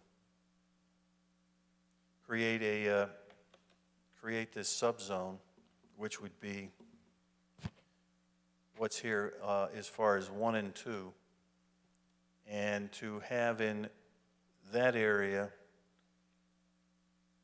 a density for the affordable component of 50 units, and for the market rate at 40 units. And that we should also entertain, you know, some thought or some suggestions from Mr. Pagini, who I'm sure will be very happy to do this, as far as what some additional uses that we could include, you know, for the first floor. And again, some thought to for residential on the first floor and how we may handle that. So we don't necessarily have right on the first floor facing the street. You have the apartment. You've got the Venetian blinds and, you know, the plants and the macrame plant holders and whatever staring right on the street on the first level, and, you know, in this particular area. So somehow that perhaps could be, I don't want to say softened, but perhaps, you know, softened, so we're still allowing, you know, first floor residential, but where it's not, you know, right at the street level, where it's you know, facing the street. So essentially just something like amenities, but not the actual units, like say the lobby, something that gym possibly, something well, like that. yeah, I mean, that would be great, but I'm not necessarily sure if someone's going to look to do that. But just something so we just don't have right on the street, you have the, you know, facing the street, the apartments on the first floor. You know, in this particular, this particular area. Those are my thoughts. Other commission members? Got a big smile, Mr. Fitzsimmons. But just to clarify, so the market rate you want at 40 for the entire town center, is that correct? No, not for the entire, for 40 for. Because the sub-districts were just for the incentive housing. No, for our town, I think for our town, well, at least in my opinion, for our town center, right now in our town center, it's 30. Yes. Right. So what I'm looking at is in the incentive housing zone in block 1 and 2. So you're looking at 40 just in that sub-district in the incentive housing zone. So yes, it's 40 in that district, and it's 50 for affordable. And as it reads right now, those sub-districts have a minimum density of 20 and a maximum of 26. So is there a minimum we would want, like 46 and 50, something like that? Or just 50, 40? As far as having a minimum, I doubt if we put a minimum in there. No, I guess the short answer would be no. I just want to know in case I rewrite the text amendment that I get it right. So, And the market rate for the entire town center, did we come to an agreement on that, or is that a discussion for? Well, as far as the entire, when you're talking the entire town center going up Center Street? Yes, the entire town center zone Yeah. for market rate. Again, from my standpoint, because that's not part of our incentive housing, it's whatever, I would like to just keep it at the 30 and leave it at that. At least in my mind, I'm looking at, you know, this particular area where you're west of, you know, Colony Street, that, to me, that's the area that needs, we've looked for development in that area, and it just hasn't, you know, it just hasn't happened in that area. Whereas you're going up Center Street in that, I mean, candidly, it's a much more, you know, active, much more, I won't say mature area, because certainly, you know, the area in the incentive housing zone is very mature, and, but there's much more activity going, kind of going up the hill. And that's where we see, you know, much more, you know, retail activity in that, so. Right. From my position, I'd like to see if we can spur some activity in, you know, what we call, you know, Lower Center Street, Hall Avenue, Quinnipiac Street.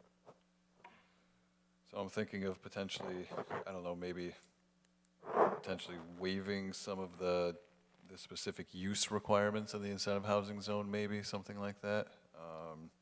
Keeping the. Well, not, yeah, I guess not necessarily waiving, but in making it more inclusive, perhaps. Like maybe more flexible. Yeah, somehow. yeah, just look at, you know, some of the uses that we have and just perhaps including some additional, you know, additional uses. Right. And you can certainly be creative. All right, that sounds like I will come up with a text amendment then, and we will. Yeah, again, I think this is a, you know, this is a work in progress. Yep. I don't expect, quite candidly, you know, when we take it up again, that, I mean, we may or may not act on it. We may have some additional comments, you know, comments for it. But I think it's more than a starting point. I think this is our starting point, and we're looking to, you know, move beyond the, you know, the starting point. Okay, should we? Are we set then? I guess. Yeah, we. I believe we're set. Believe. Okay. Sure. So moving on to bond Moving on. releases. Yeah, if you would take us through the rest of the agenda. The PNA, Polish National Alliance, finished their site work. I went out and did an inspection. Everything looked great.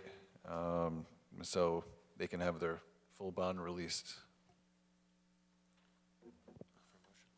Yes, we have a motion to release the bond.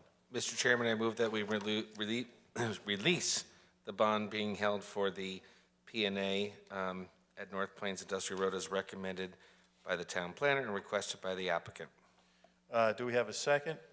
I'll second. Second by Mr. Cohan, and Mr. Perrin, as Mr. Benoit has left the building, if you would please sit in for him for the rest of the meeting. And then voting beginning with Mr. Cohan. Yes. Yes. Yes. Yes. And yes. And moving on.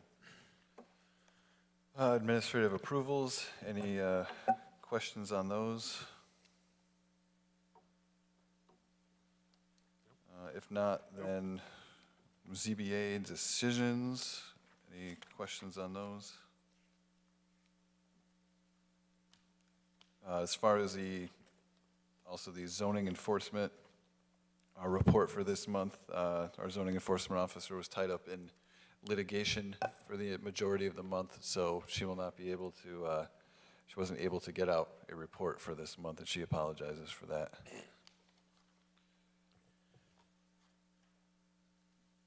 But as she said, if you had any specific questions, you can feel free to call her at her office. And did I also include the citations that was given to you by Janice? Did you get that? It was supposed to be in the packets. The fines for zoning. When you say citation, The, the memo for fines and zoning violation? Correct, yep. I don't know if you wanted to discuss that as part of the, have a quick discussion on that, or save that for another time? Well, I guess I have a question for our corporate counsel. where, you know, it indicates fines are permitted for signage violations and outside storage. I guess my question would be, is outside storage, is that vehicles? You know, Is that what? Vehicles, motor vehicles. Is that considered outside storage? I mean, we have several nuisances, you know, and I don't feel uncomfortable naming names because cheap auto rental has been around for a long time and a violation, and Yes. it's been out of court, in court, and whatever. You know, they have a substantial number of cars all over the place. And I guess I would ask our corporate counsel, is that outside storage? There's also another one out on, Anything that is not allowed by special permit as a vehicle sales or dealer would be outside storage, essentially, if it's not screened, so. so something like, I guess, again, so something like cheap auto rental. They have all their cars all over the place. There's another one very similar to this. In fact, some of their cars are on town property, and all the cars are all over the place in violation. Would that be considered outside storage? Yes, I believe it would. So I guess if that's outside storage, then I think, quite frankly, we should start taking some actions to start fining them. Right. Because we don't seem to be getting any type of action, you know, from them when we issue zoning violations. You know, we take them to court, that could take forever. I just think that we should think, if you would talk to our zoning enforcement officer, look at some of these issues, because there's several of them throughout the town, and then start seriously considering starting to fine people. And maybe, you know, we'll start getting some attention. Because again, you know, with cheap auto rental, I know we were in court, we had, and this goes back probably 5-6 years, Mr. Fitzsimmons, I'm sure you remember it, and there was some result from the court case, which is not being adhered to, and it's just an ongoing issue, and there's, you know, there's several other ones.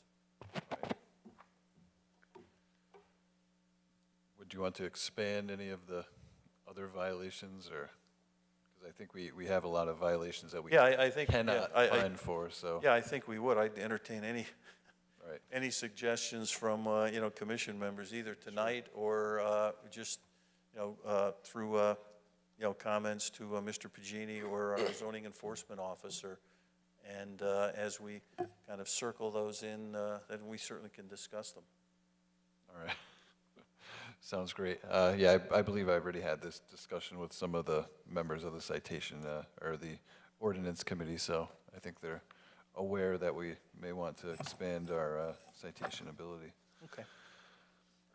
And I think as far as anything else on the agenda, any other discussion items that you may want to, questions, or? Well, there is one. We received a, you know, a memo that you gave us from our town engineer. Yes, yeah. And I was, if she was at the meeting, I was going to ask her, it would probably be putting her on the spot, so I'll put you on the spot, and if you could, if you could pursue this. You know, it's the Wooding, you know, it's the Wooding lot. And I know been very frustrated over the last probably 8, 9 months, 10 months, just the condition of the lot. And I understand there's, you know, approvals to have it paved and all of that good stuff. I don't think that that's going to happen before our 350 plus 2. You know, when I talked to, you know, the mayor several weeks ago, probably a month and a half ago, he assured me that if the lot was not paved, as it should be, that all those holes were going to be filled in, so at least it would be leveled, as well as it was going to be lined. And I know he indicated that, well, you know, having the lot lined, you know, that there's some work that engineering would need to do to lay out the lining and all of that. You know, today's Monday, there haven't been any activity on that lot as of at least, you know, 6:30 when I drove by it. You know, we have our 350 plus 2 coming up starting in Saturday, and I'd just like to know where that stands. And again, it was represented that that was going to be taken care of by our 350 plus 2, and just like to know where that is, and if the engineering department is, you know, has its layout. If Public Works is going to fill in the holes, and we're going to have something that looks halfway decent when we have more people come into town than what we have there right now. Absolutely. I have a meeting with the mayor at 11 o'clock tomorrow, so I will bring that up. Good luck.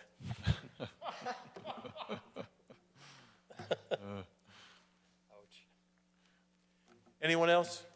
Before I entertain a motion to adjourn, and again, I apologize for putting you on the spot, but I'm No, just I starting could to always feel ask. I've frustrated with that. Thank you. talked to people, so. Okay. So at this point in time, if there's no other business, I'd entertain a motion to adjourn. Do we have a second? Second. Second by Mr. Cohan. All in favor? Aye. Opposed, abstentions. Thank you very much.